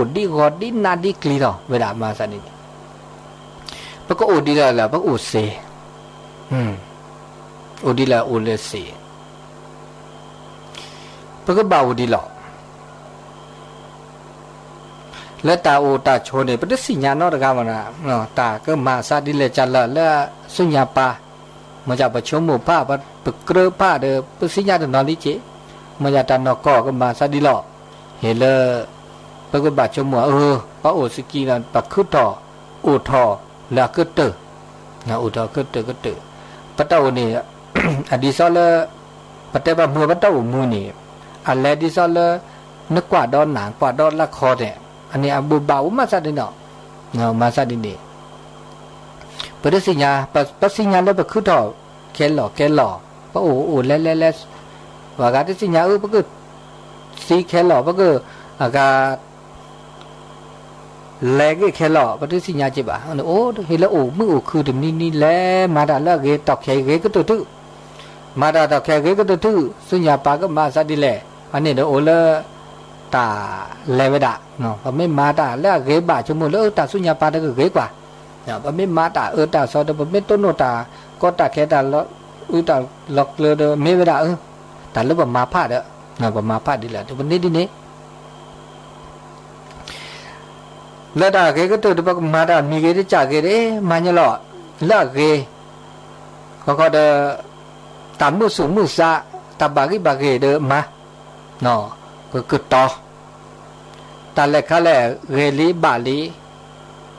เลคิเลเปลปามีปาปะหมู่ปะปะพิปึสระสมาคุบาจัตเตตะใครมาเกยเด้อบ่อัดโดนะหมออัดโดบลือละโจบุละกะละตะใครเกเด้อก็ต่อมาสุเมญานาเจเล็กแลแล้วบ่สิญาหมอสิญาเลตะเกตบาเด้อทบามาว่าเด้ออันนี้เด้อเมื่อแล้วว่าโอ้มือคือดอตาโอตาโชมิชิกะตะมีดอเจนี่อันนี้ดอตมีดอเขาเด้อทบาสุอุสะอุตาละคือทอเนาะสุญญาปาระแล้วบ่บัดนจมูกเนาะมึงอ่ะแล้วเจ้าดามึงอ่ะปฏิพิผือว่าจมูกเด้อตาก็มาซาดิอีตาก็มาซาดิเนี่ยสุญญาปาระก็คือดอนี่เนี่ยบาปนี่มิจาปะก็แล้วตัดชมูเนี่ยตัดชมูนี่อะคือดอโชอ่ะตัดชมูเนี่ยบาลตาตะคือดอนามีเนี่ยปะตัดชมูคือดอลีเนี่ยก็มาซาดิอีดิเนี่ยอันนี้บ่ดออะแกดอตามุสุมุสาวะตาโอตาโชปะก็ตามือลอจุกาลอจ่าอันนี้ถ้าบ่าชมโมตาระละบ่าชมโมตานี่ไงเด้อตัดชมโมแล้วอัดตูดิบ่านี่บ่ได้ถ้าบ่าชมโมว่าดเมบ่าชมโมพาเนาะชมโมละเกเมาะละเกเนี่ยแล้วก็ดูเราทอดแล้วก็เสกบ่าก็มึก็คือมันบ่าชมโมชมโมละละจัวบ่าอันนี้เรามีดอกะลุโดดตาโอตาโชจิฮอกดาตาโอมิชิก็ให้นี่ละปะเกละปะเอละสักวิละซอตาอีลอตาโตลอตาจิจาตาพัดเดนี่อะเกราตาเมดาเจมเลเปโอตมุตคือว่าเนาะตาโอตาโชมิชิก็หาบะเอลาสักวิละโตเกละตาโตเจมาเจละซะบาลอตาคือตามีตะบะช้อนนี่มีช้อนนี่ก็บามีบาจาเดตัมมาละตาคือตาก็ตาแค่นี่ปัญญาบาลอนี่ก็ละกันเนาะก็ละกันนี่ปัสสะลอตาลุกุมาคือตาเนาะตะกะว่ามยาตาลุกุมามีคือทอเดปุบาอากากว่าที่กว่าชาวไอ้มาซาเดลละคือทอคือดอมันจะหลอจอตาอีลอตาโตลอตาจิจาพัดเดเนาะ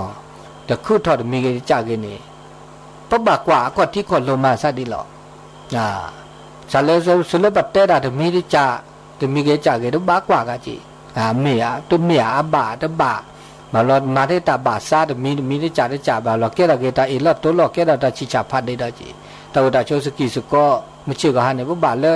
ะเกเลมิชิกะฮาเนี่ยตาก็ตาเกตานาเลตาปลวราลิมอตาจุตาชาตาเลทีเลก็ตาหาเสื้อซาตนอภัยธรรมชาตินอกมิมละจาเดบ่บาเอลาซากุิลาซากิดอนะเอลาซากุิลาซาละชอดาบะเกปะกูปะญะดิซอเนี่ยดิเอลาซาดาจะตอแค่เนี่ยบ่ไม่กว่าเลตาเลตาปลวูเนาะปฏิปะก็ปฏิปะก็ก็คือเนาะหรือมาสีมาชาลาซาดิซะก็บ่ซอเนอะ